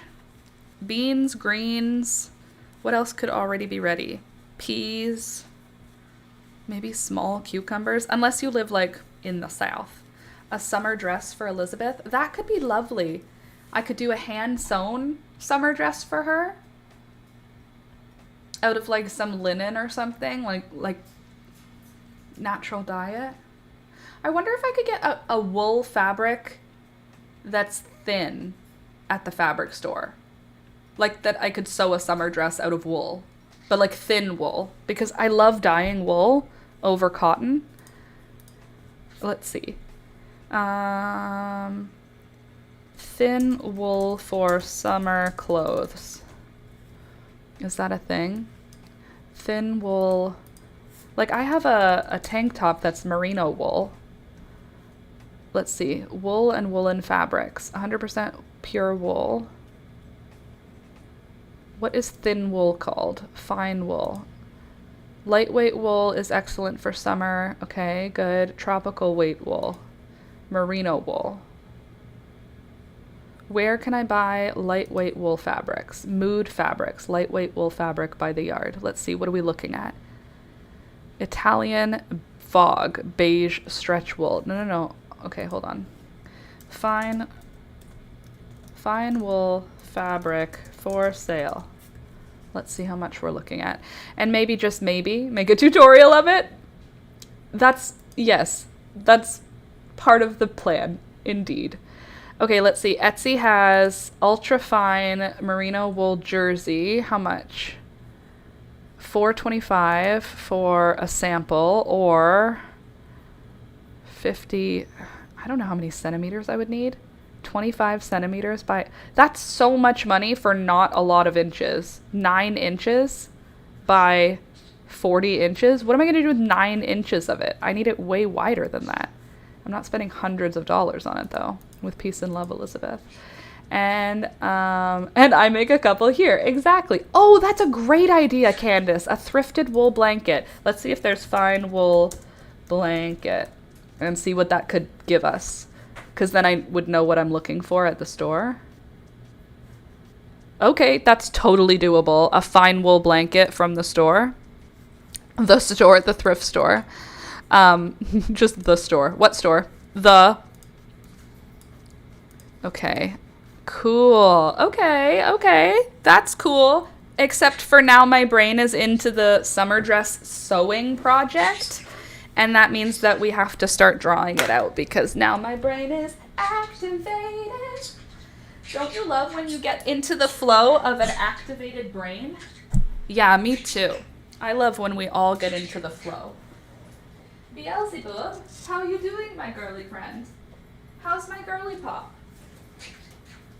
Beelzebub, you're the devil and I think you're sweet. You're sweet. You're sweet. Okay. We got paper. Oh, we also need a tripod for you all to watch from while we draw out a freaking baby dress. Should we look up some inspiration? Because now I want to do smocking. Do I know how to? No. Will I learn? Absolutely. All right.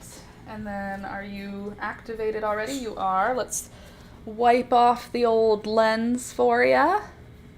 Ooh, I also want to start learning crochet during slow work hours. Good idea. But same procrastination. Beets, ooh, cauliflower, kale maybe. Kale, great. Beets, my favorite, one of my favorite things. What you can do with beets to process them, this is how I like to have them available to me. This is why I'm going to recommend it, but it's not necessary. You process them however you want. First of all, a jar of pickled beets is unmatched, just unmatched. I love pickled beets, but if you don't want to do pickled beets because that's a lot of work, then what I would do is just peel them, boil them, put them in a freezer bag. Or peel them, slice them, boil them for 1 minute, cold water, put them in a freezer bag. I love having beets that are at least partially cooked so that I can just add them to a stir fry and they just finish with the rest of the dish. Oh God, I love beets so much. You're lucky to have a beet harvest. Cauliflower, I'll take it or leave it, but I don't know. If they said beets are going extinct, I think I would probably buy a lot of pickled beets just to have a storage of them for the next couple of years, you know? Okay, let's look at, what do I want to look at? Baby dress. I just want to see, well, she's not a baby anymore, you know? And I would want it to be like old-fashioned, like 1910s baby clothes.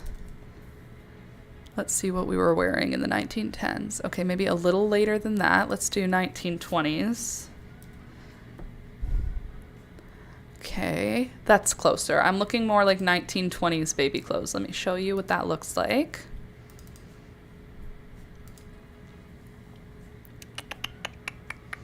There we go.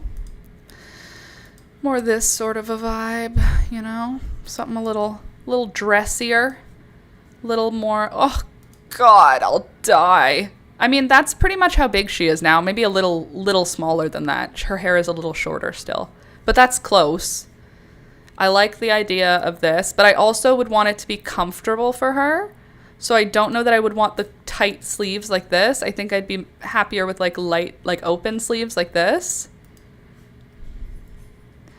God, babies are amazing. This is cute. I like that style. What are babies? They are so little and cute and small, and I want to just have all of them, but I can't because that would be not something that would work out for anyone. Can't have all the babies, Laura. Okay, so now let me bring you into the phone view, which is what I'm looking at here. Let me try to bring you a little over this way. Okay, so if we're working with sewing, we're working with flat shapes. How many things do we really want to sew together on a baby's clothing item? And fitted is not the name of the game. The only way fitted would be the name of the game is if we're using a tie to fit it together. So what I'm thinking is something either that has a tie that we can tie around the waist when it's finished. Think like it's like a super wide rectangle and then baby is only this big, but the strap thing here and here will like tie it around them smaller. Let me see. Let me think. Let's just make a shape first. So this, usually baby clothes have like a pretty circle like hole for the head. It's not like like if this was lying flat, it would be like an actual circle. And then those will be where the shoulders are. And then the back will be that way, and then the front will be this way. And what is the style we're gonna go for? Obviously, we're gonna have the cutoff point for it be high up because babies don't have any body identifiers. It's not like we have to go to the waist or to the ribs or whatever. So we could do just like a collar essentially for that top half. And then this whole bottom section, we can go big or go home. This can be however we want, however big we want it to be. So if that's the front and we go like this, how big do we want that to go out? Probably a good amount, honestly.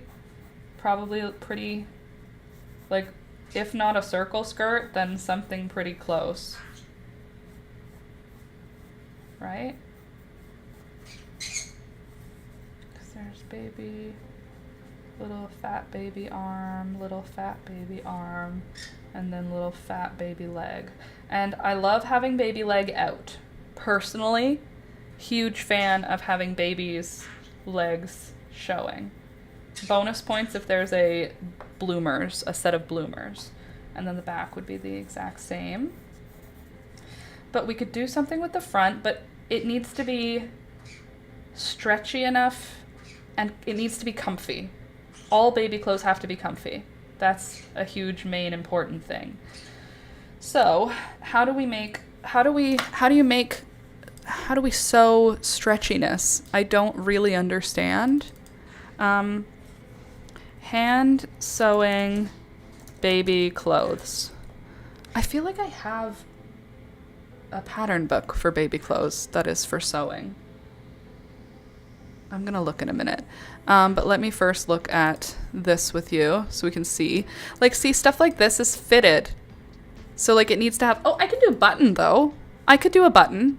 That's fine. She can totally handle a button.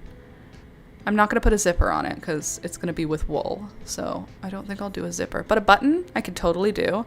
But see, I was thinking like this type style where there is not a tight thing, but there's still an elastic on this. And that's clearly cotton. Hand sewing, let's see, wool. Hand sewing wool baby clothes. That's not sewing, that's crochet and knitting. I wanted to see if anyone was sewing with wool fabric, but no one seems to care about what I want to do. I guess I could also find a cotton one. Okay, just a hand sewn baby clothes. And how old is she? She's at least a year. 1 year. She's more than a year, but you know what I'm saying. Not 1 year, 1 year, Laura. Hand sewn 1 year baby clothes. Okay, so we could do something that has this.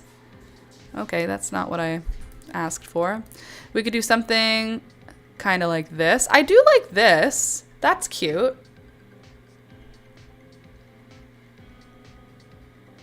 That could work. Okay. Like, okay, so that would, oh, I even have something I could use for the collar. That one's pretty too. Oh, and then we could do embroidery on it. I like the idea of embroidery, but like deciding on the size is a little stressful for me.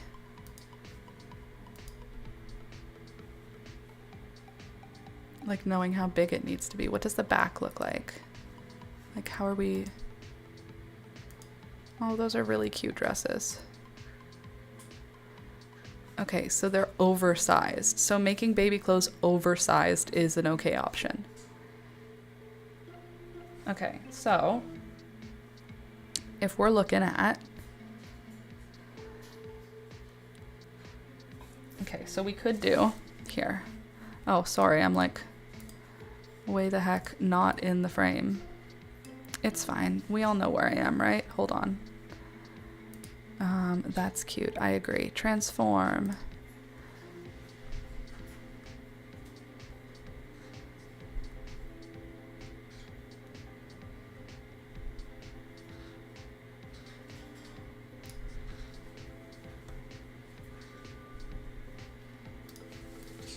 Cool.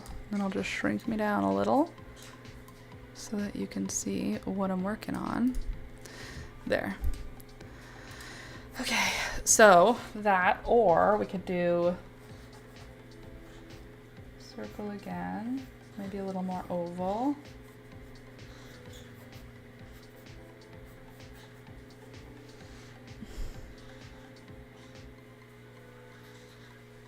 It seems like a good majority don't have any arm shaping. Like when I'm looking online, they don't do what adult stuff does, which is like this.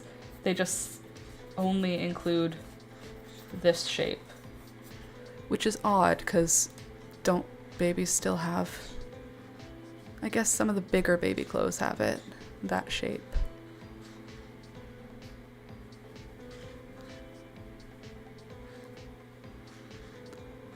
Okay, so if we do that, I think we should include some curve like this. Okay.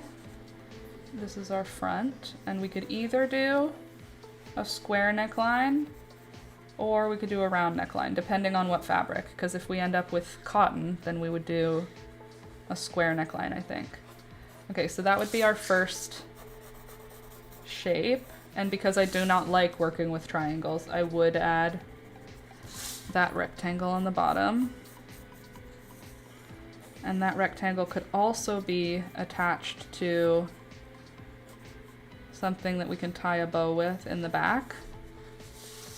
And then we have the option of having it just be a million fabric at this point. Ugh. Or not. What shape do I like for the neckline? What shape? I have cotton already and linen, so I could do it out of cotton or linen. I have those. I don't have wool. No, it's too thick. I do have wool fabric, but it's too thick. Now I want to go to the thrift store right now, Candace. You're making it very difficult. I want to sew a baby dress today. And I'm trying to follow the creative dopamine So I just rubbed sunscreen in my eye. That was not ideal. Okay, so again, now we need to know how big a 1-year-old is. She's not 1. How old is she?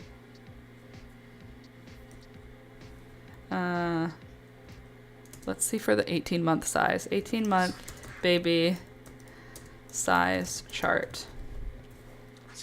Okay.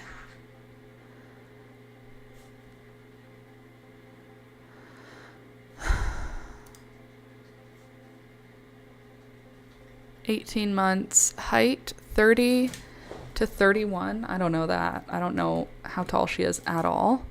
18-month weight. That's not helpful. I don't want weight. I want measurement. Think of a pullover poncho, sort of. Sides are fully open with just a band with a button to hold the front and back from flowing in the wind, if that makes sense. That works too. I have sunscreen in my eyeball right now and it sucks. Show me, not size. 18-month baby measurement chart, I guess. Measurement chart. Oh, you're not looking at what I'm looking at. It's okay. Let's see this one.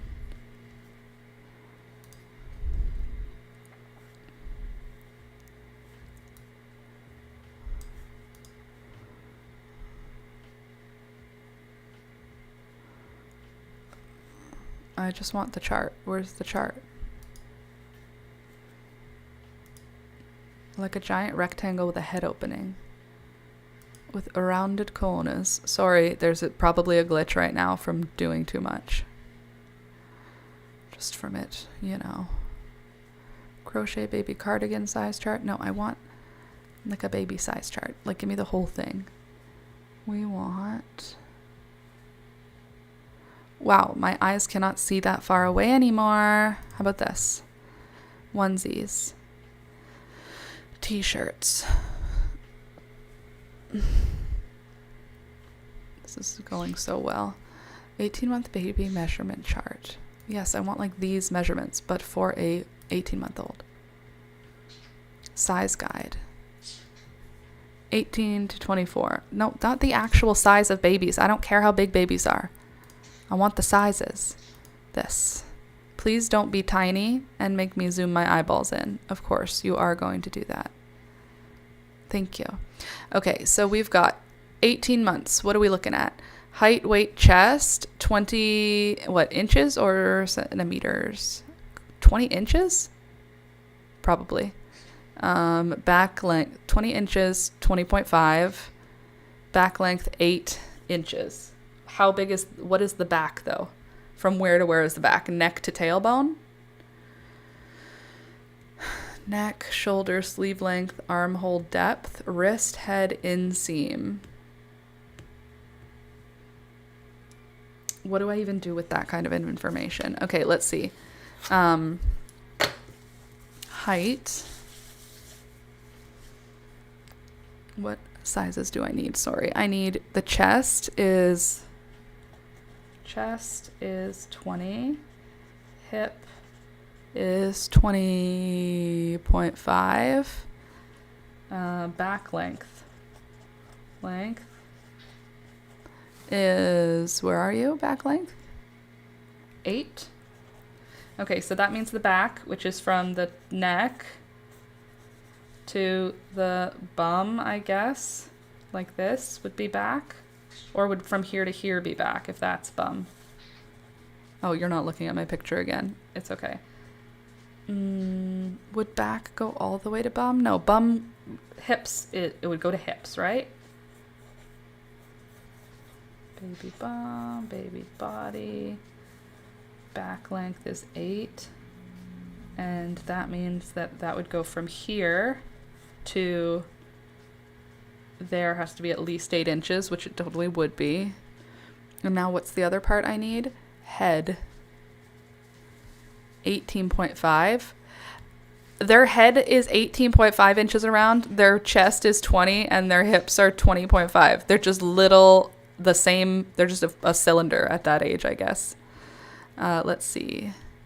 Inseam 11.25. That's from crotch to ground is so inseam is 11.25. So this length from here to here, from here to here is 11.25. And then from here to here is 8.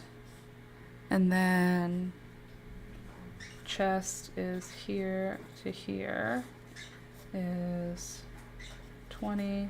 From here to here is 20.5. Okay. So I think I have an idea of the size. We need this length from neck to back, 8 inches long. From hip or from crotch to floor is 11.25. And then a round size for hips, a round size for chest. So if that needs to be, if the chest is 20 around, that means this part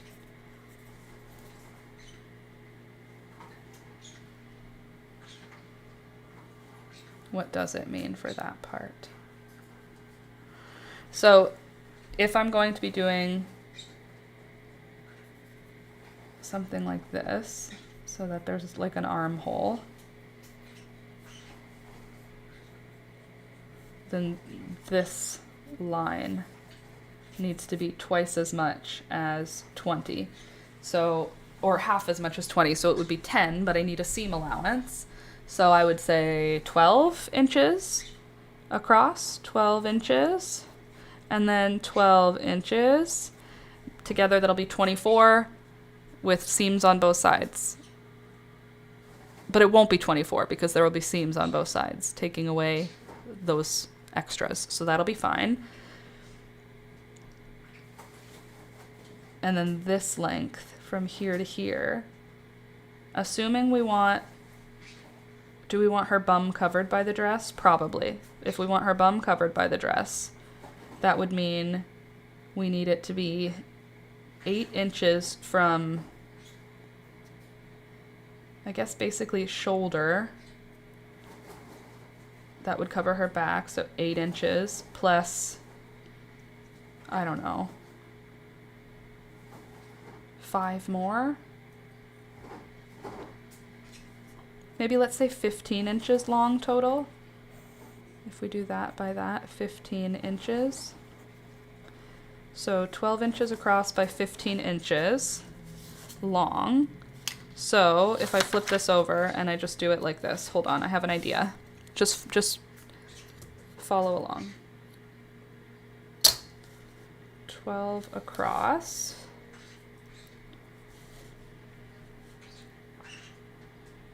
By what long did I say? 15 long. Okay, so let's do it this way then. So I can do 15 long.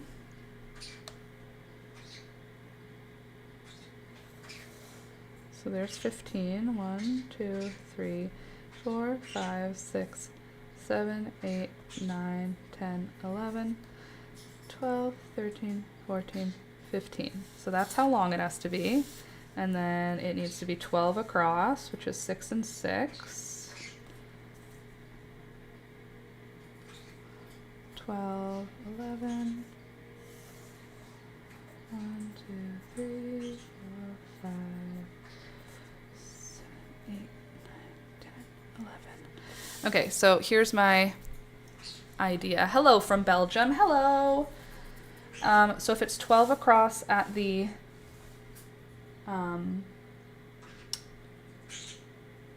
12 across at the shoulder, or at the chest rather.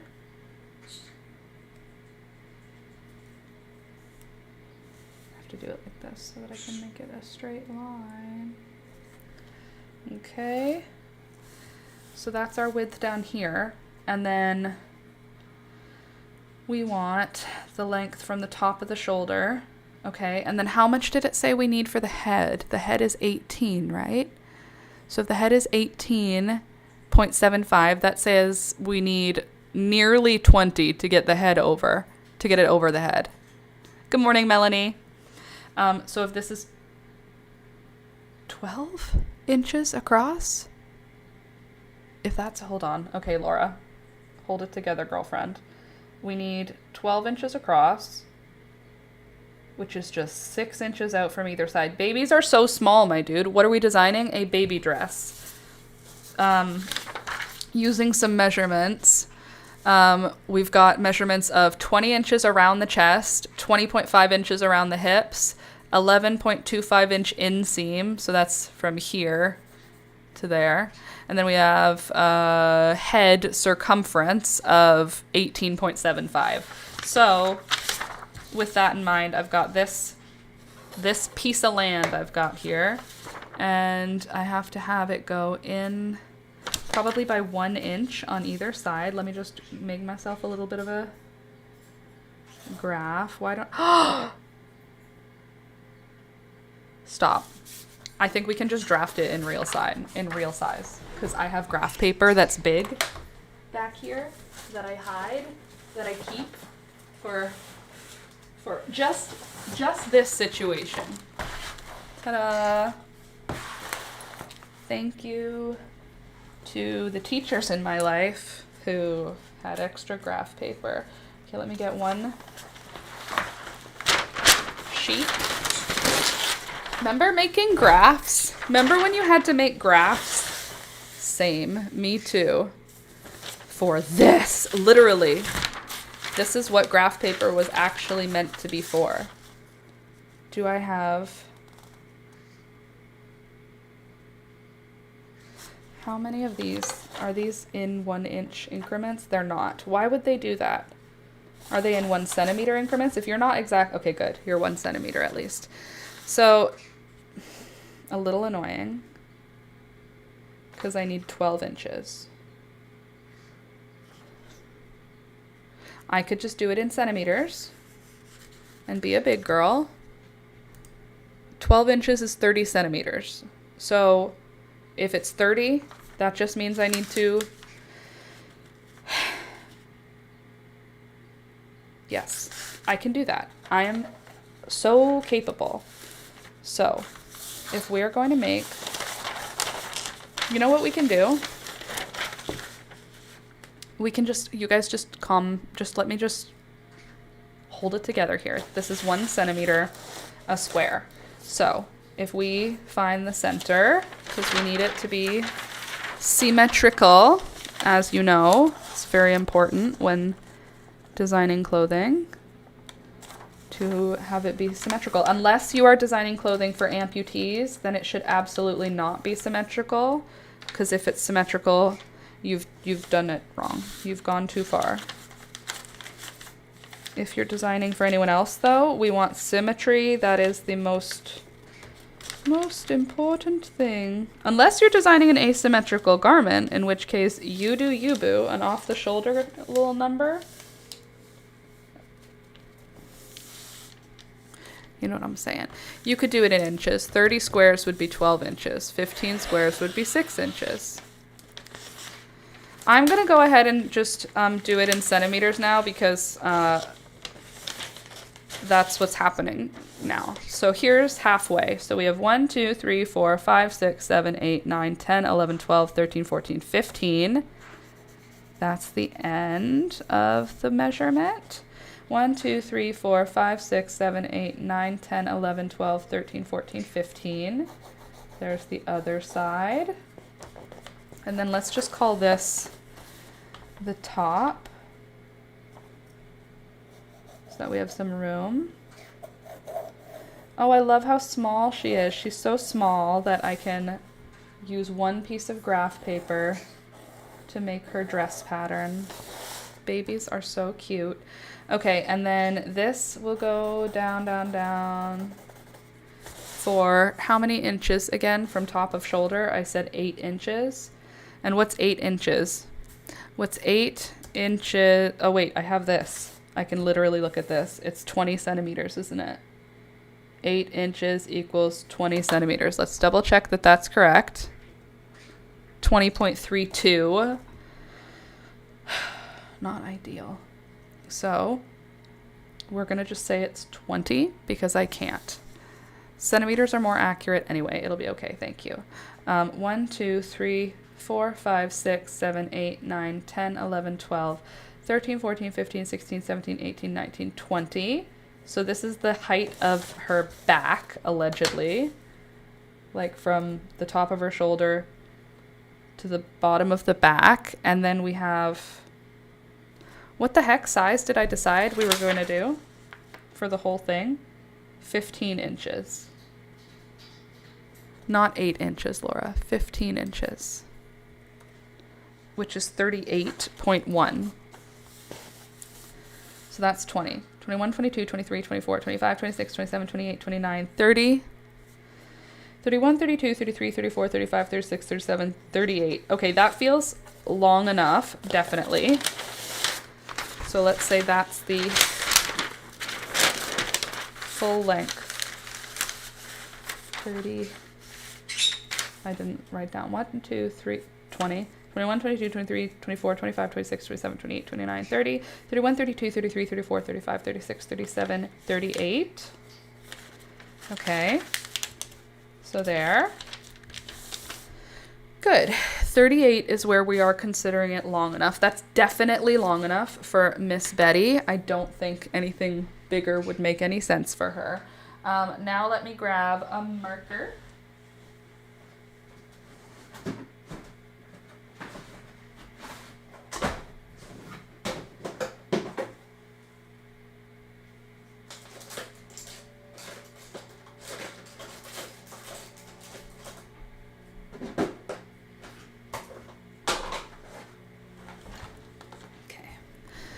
Actually, let's do pencil crayon and let's pick a nice color. Do I have a nicer pink or red? Orange will probably work as a color because we'll see it. Let's see if orange is visible. Okay, orange is visible, so that's good. Okay, gotta run. Have the best day. Lots of love, everyone. Bye, Melanie. You too. Have a great day. Don't work too hard. Okay, so if that's our bottom line here.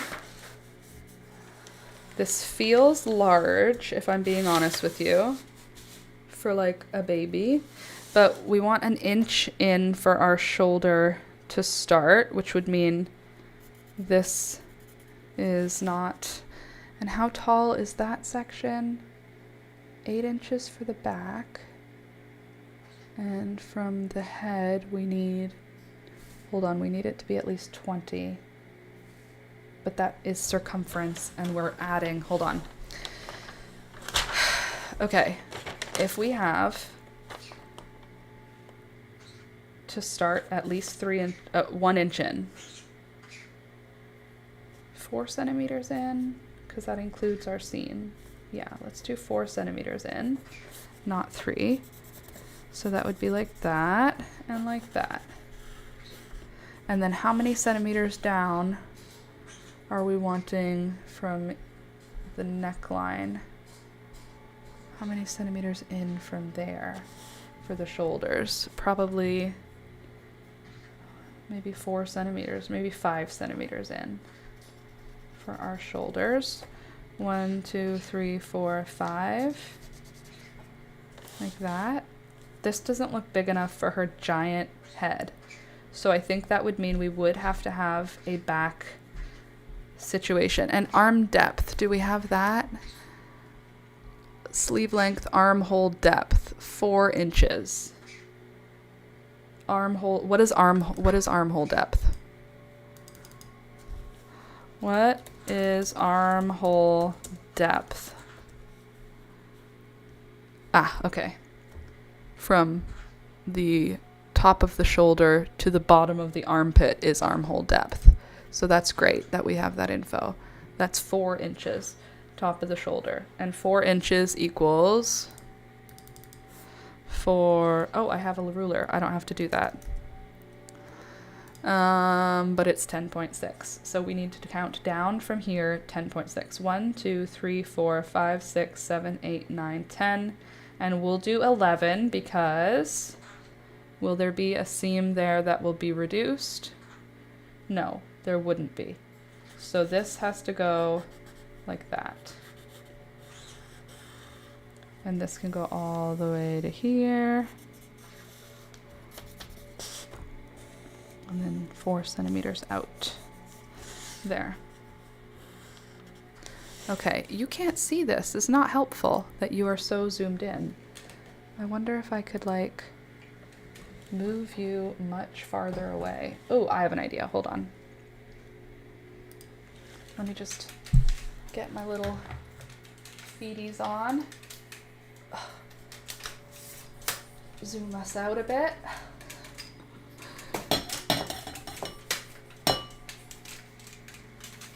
Okay.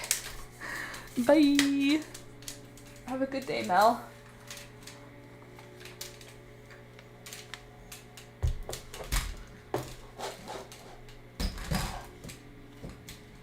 That looks possible. That looks like you're going to be able to see more. Let's see. See more butts. Phone. Here we go. Okay, that's good. Except it's not the right part for you to be looking at, but that's okay. We're getting there. We're getting size-wise, we're better. You can see what's going on, which is what I want for you. I want you to be able to see my design plan here. Okay, so here's the plans. Here's our schematics. So then that will come out to here. Oops, what's on my table? A ruler.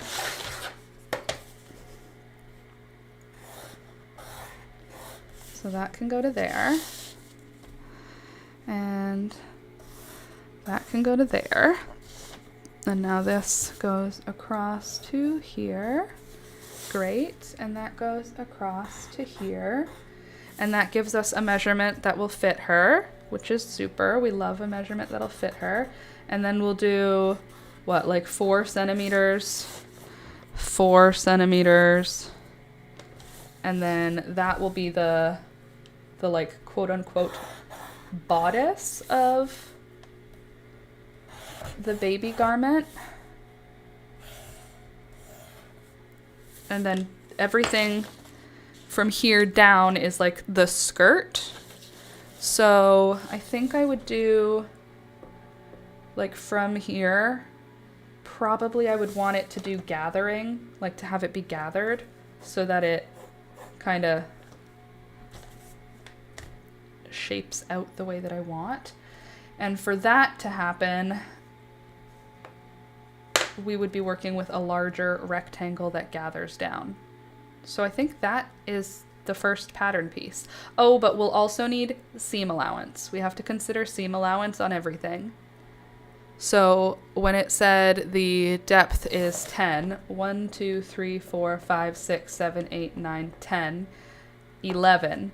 So 10 is our depth. And 11 is our seam allowance. Okay, and then same thing here. 3 is our depth, 1 is our seam allowance. And then this part doesn't require a seam allowance. Does it? I guess it should, because it needs to have a finished edge. So that means you need to come this way. And you need to come that way. Okay. Same thing here. You, and you, and you. So these are these will be cut out, or at least they will be manipulated in some way. Probably we'll have to do, what will we do here? We'll sew this up first. That seam will be done first, then these ones. No, these ones first. Seam number 1 first. Okay, and then how wide are our straps going to be? We want them to be 4 centimeters wide. 1, 2, 3, 4. Okay. Which means they have to be 1, 2, 3, 4, 5, 6 wide when we're cutting. 1, 2, 3, 4, 5, 6 when we're cutting. For it to actually end up as a 5 wide. And then if we do a square neckline, it will not have to be very deep. Probably just like 1, 2, 3 centimeters deep for the neckline from shoulder to neck. Let's see, what does it have for shoulder to neck? Shoulder, that's probably across, right? 2.5. The shoulder length would be one there from here to here. Here to here would be 2.5. 2.5 inches. What is the shoulder length? Let's see. What is shoulder length? Please hold. What is shoulder length? What is shoulder length? What is shoulder length in garment measurement? The distance between the 2 points where the arms meet the shoulders. Okay, I'm gonna need an image actually. Not shoulder width, shoulder length.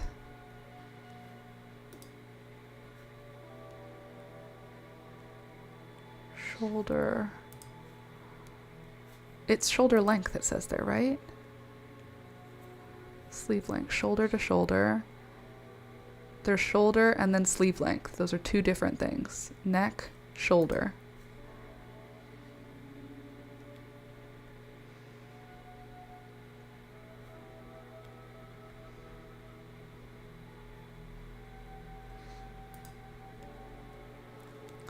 Shoulder point to shoulder point across the center of the back.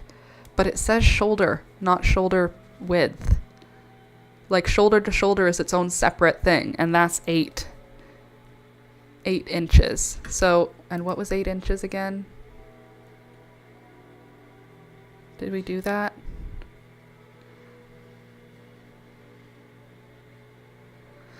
Hold on. Hold on. Okay, so we did 20. So 20.32 centimeters is from shoulder to shoulder. On a baby, what is shoulder to shoulder? Top of shoulder to top of shoulder. So that would be here. Here to here. 1, 2, 3, 4, 5, 6, 7, 8, 9, 10, 11. And I have 22, and it only needs to be 20. So that means we have a little bit of extra room, which is fine. I'm fine with that.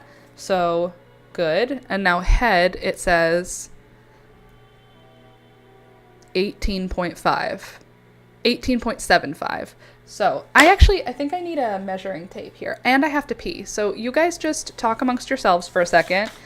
You can just see this design schematic here that we've come up with, and just think about it, and I'll be back in just a minute. Okay, I'll turn the music up and I'll turn the volume down.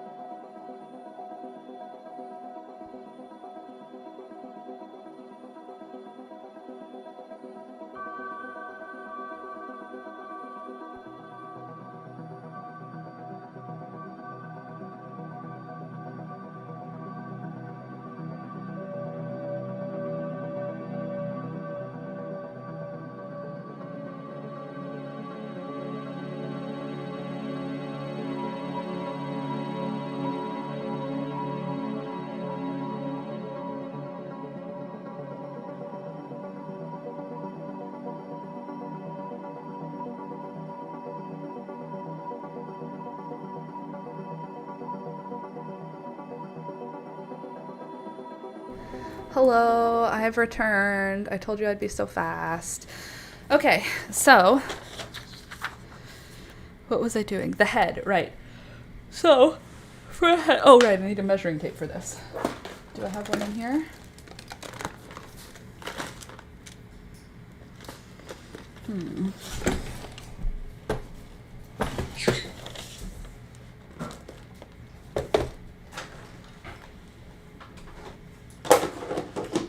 I didn't eat anything this morning, and I had a big cup of coffee, and I have the jitters now.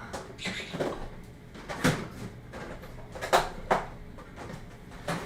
that's there. This is here, and you come over here.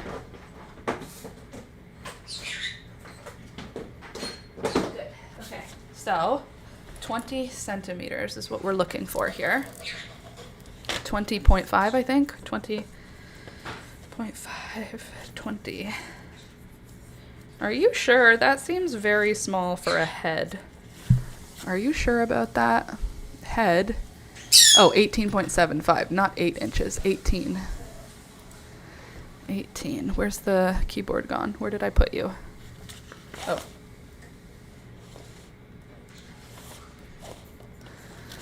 Okay, 45. And let's do 19 centimeters, or 19 inches, just to be safe. 48.26 centimeters. 48.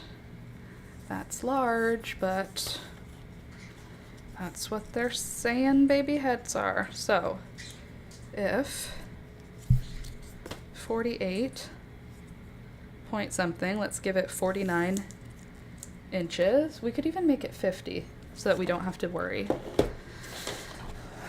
But that won't work actually. 48 is the same width as the entire dress. How is that possible? How do we work that in? I think how we work that in is by measuring the neckline. Like, okay, hear me out. If I'm cutting here,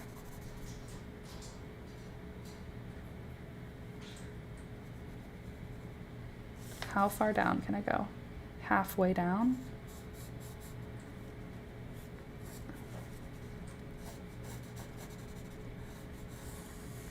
Right? And then if the front is higher, then what we would do is we would measure like this. So we would measure to the cut,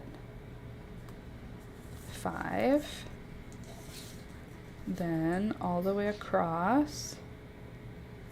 Hold on, was that 5 to there? Hold on, 5. Turn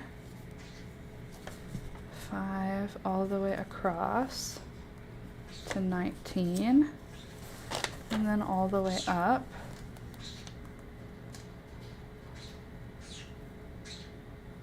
to 23. Like, do you see what my brain is trying to figure out?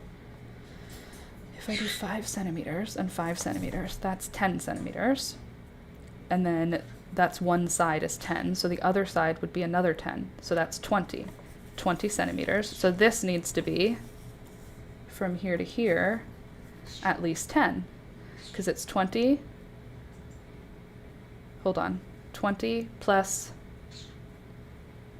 24 is 44, and I need it to be 48. So this won't work, so it needs to be smaller, or the neck needs to be lower. So I think I need to do a combination of both. I've got the jitter me timbers right now. Okay, so if we're cutting it smaller then, if we're gonna make the neckline smaller, oh my God, relax. 1, 2, 3 centimeters. So then if we cut it here instead,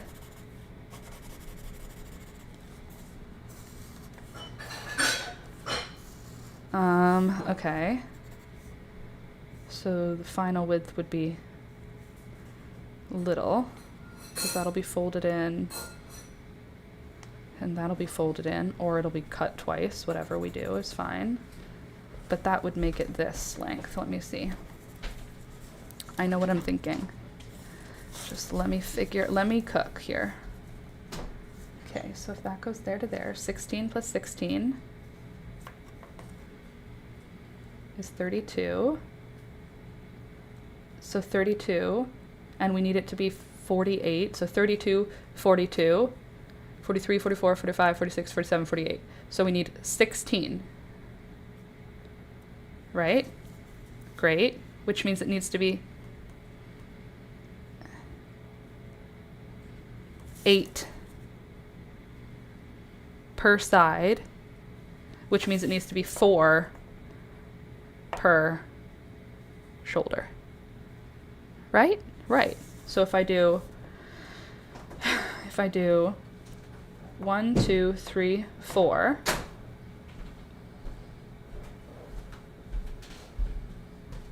five, because then we'll have space on this side to roll it in. No, 4. 1, 2, 3, 4 across. Yeah, I think I have an idea. I think I made it, I think measurementally it works now. I need to drink water right now because I have the coffee jitters.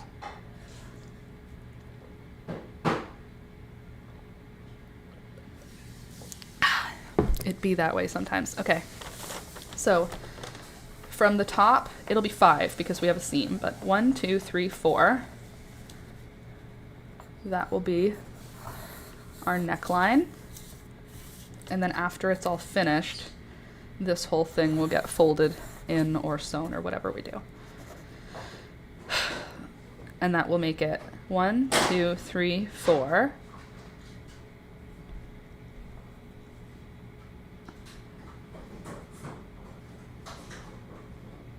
8, 12, 16, 17, 18, 19, 20, 21, 22, 23, 24, 25, 26, 27, 28, 29, 39. Hold on, that didn't work. 1, 2, 3, 4, 5, 6, 7, 8, 9, 10, 11, 12, 13, 26, 26 plus 16, so 36, 37, 38, 39, 44, and 52. That's still not big enough. Why is that still not big enough? Okay. It's this measurement that we're measuring. 1. So if we have 1, 2, 3, 4, 5, we're not counting this piece. 1, 2, 3, 4, 5, 6, 7, 8, 9, 10, 11, 12, 13, 14, 15, 16, 17, 18, 19, 20, 21, 22, 23, 24, 25. And 25 and 25 is 50. So if that makes sense, this will fit her. If what I did made sense, this will fit. Okay, so I want to cut this out so I can kind of see it better. Where did my scissors go? Where are my scissors? Did I use them for something? Why are they not right here? I didn't put them away. Oh, do you ever get the shiver me timbers? I am like a jitterbug right now. I'm just shaky. Ugh, not a deal. Where are my scissors? Don't worry, I've got another pair. Worry not, friends. Okay. And the bottom will need an allowance, so we will add an allowance. Okay.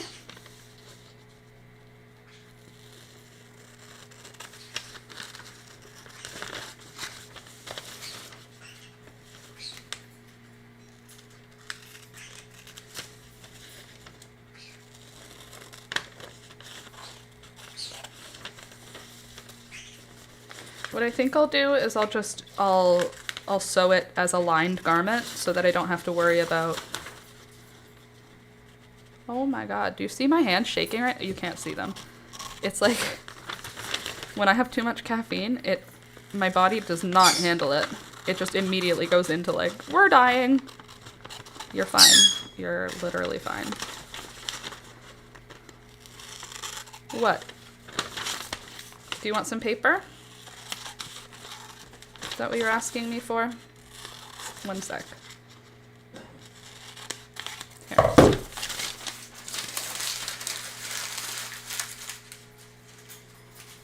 There you go. All right, so here's the body piece, one of them. Then, if we do a second piece,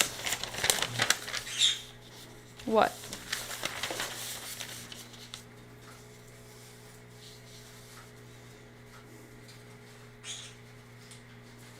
Well, the second piece will have to be made in 2 pieces.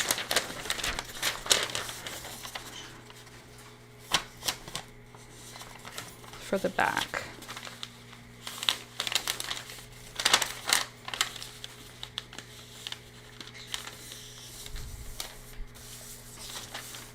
Okay, and then,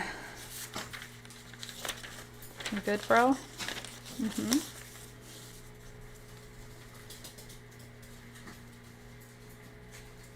No, it's like this that I'm doing it, right?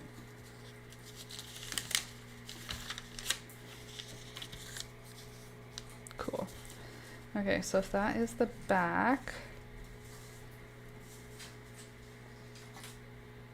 why am I doing it like this?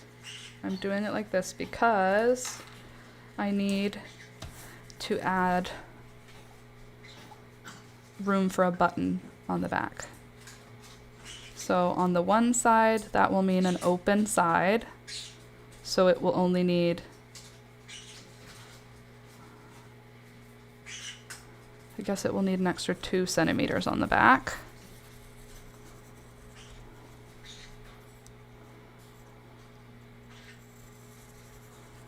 For my seams, and then this will be the same, that will be the same, that will be the same, the same, and the same. And then the other thing that changes, that's for the first piece.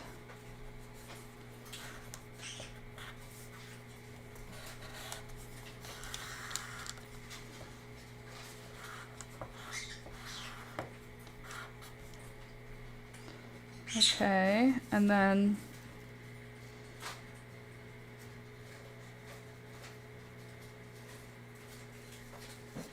yeah.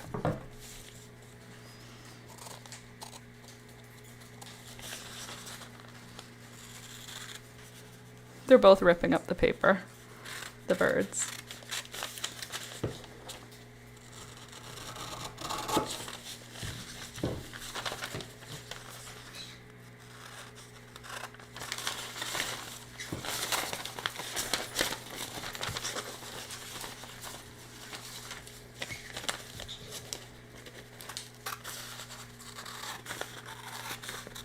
Okay, so one of the pieces, the front, or one of the pieces of the back will have a button on it. So if this is our front, I'll have to rewatch after. I missed the last half hour, buzzed the hubby bald. Oh, lovely. Okay, so if we put this like that and that like that, we would have one that has buttonholes, so it needs to be wider to accommodate those. And that would be, we'd want the buttonhole, we would want the buttons, sorry, on the center.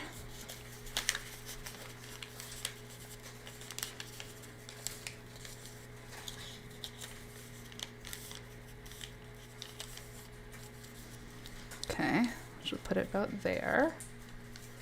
And then we would want the piece holding onto the buttons to end about there. Good.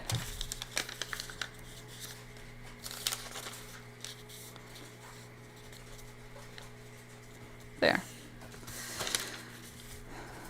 So then we will have one piece with like how many buttonholes? Probably we would need one right at the top,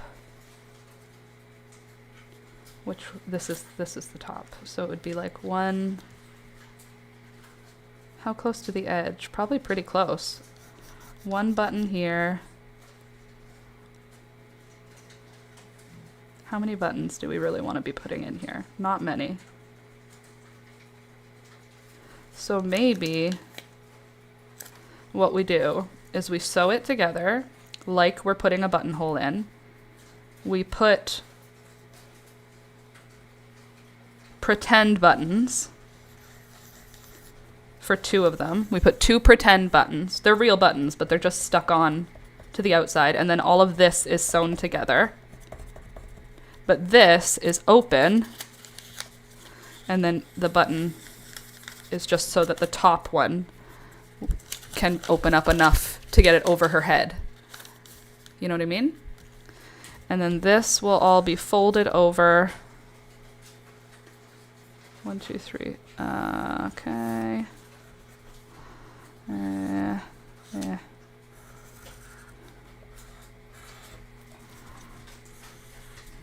And then this will be our bottom seam. So the way this is going to look while we're making it is how? Because we want it to be fully lined. So we don't need all this extra fabric because instead we can just, if we want the seam to end here, we can just add 1 centimeter for the stitching it inward or invisibly or whatever I'm trying to say. Okay, and then this one can, hold on, you go here, you go there. How far do we actually need this one to go in? It just needs to be big enough to hold this button, which we can accomplish. Honestly, that one can stay the same length. So this is the size pieces we need. Right? Yeah.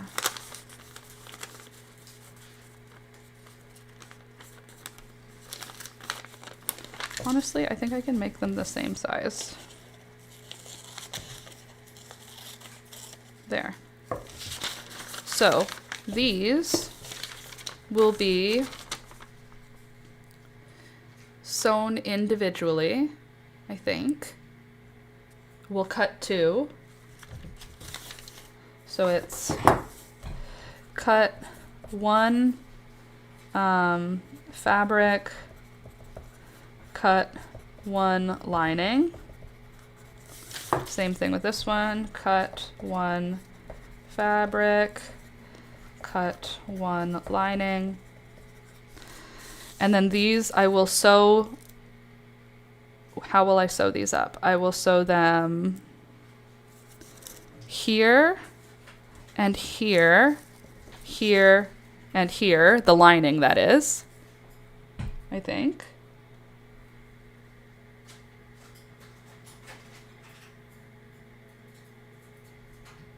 No. I'll sew first the top and the bottom together like this. Then I'll lay the lining on top, the exact same pieces, and then I'll stitch the lining to the body, to the fabric around the neck first, followed by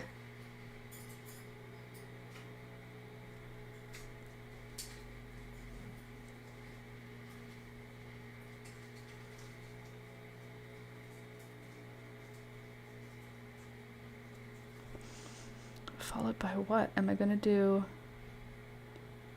I think I'm going to do the front and back as 2 separate pieces.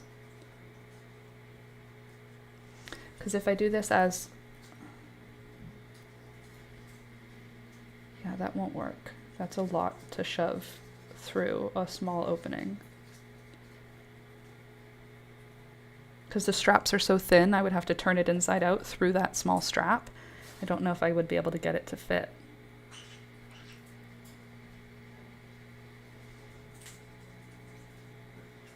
Yeah, okay, so I'm gonna do lining to each piece first, then sew all three together.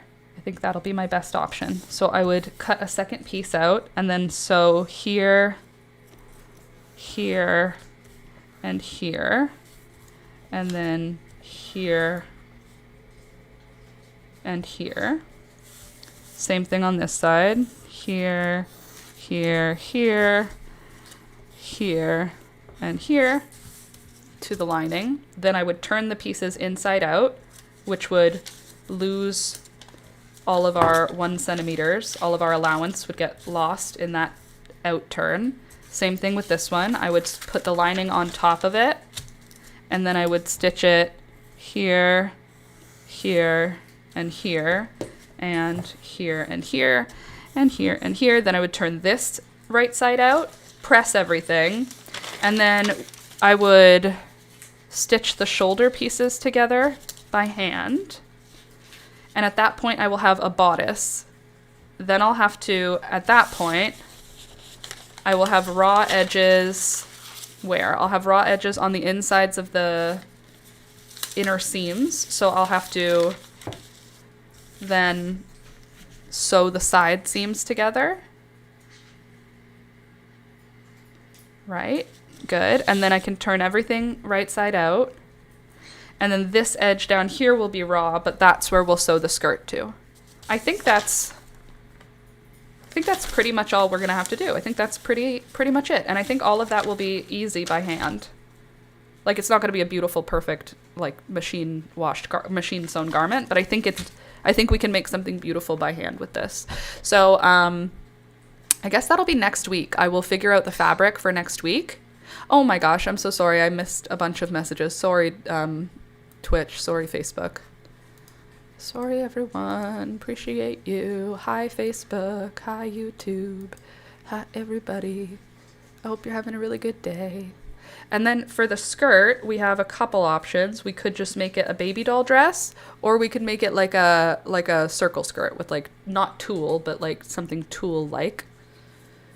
Not tulle, but something tulle-like. I feel pretty good about the pattern pieces. I feel like those will fit.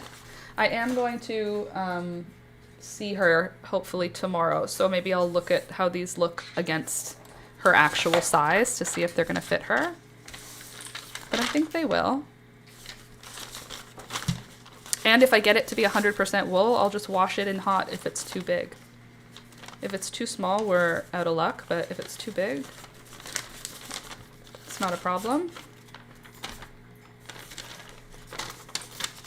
Yeah, this will fit. This is the right size for her. I followed instructions. I made a pattern. It's gonna be great. It is gonna work out perfectly. I will have to rewatch later. I buzzed him. Thrift a lacy curtain for the skirt overlay. That's a good idea. Okay, so let's thrift a baby doll dress. Let's thrift the fabric. I'll film myself thrifting the fabric so that I can put it in the video so that I have interesting content. There. We did it. We survived the day. I need to go like do 100 jumping jacks or something. I have the shakes. Or I need to eat some protein probably. I'm gonna eat a piece of cheese. We have very nice cheddar in the fridge.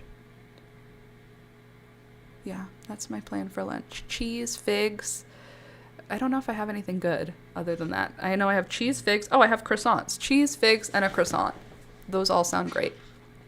Other than that, though, I'm done. So I'm going to go now. I hope you have a good rest of your day. I hope you don't work too hard. I hope you never work too hard. I hope you consistently do not work too hard. Please and thank you. And tell your boss I said so. You're not allowed to work hard today. If they're like, work harder, be like, Laura said I can't. And they'll be like, who's Laura? And you'll be like, literally nobody, don't worry about it. Anyway, Thanks for being here. I love you guys. I appreciate you, and I will see you next time. Have a good rest of your day. I don't know if I'm going to be here on Friday because due to the fact that I'm going to a wedding and I'm going to be driving out of town on Friday, but I might be here Friday, so I'm not announcing that I'm not going to be here, but there's a possibility that I'm going to call out on Friday, okay? So don't be upset if I'm not here, but if I'm here, I'll let you know way ahead of time. I'll decide and then I'll let you know. Okay, I'll see you guys next time. Bye.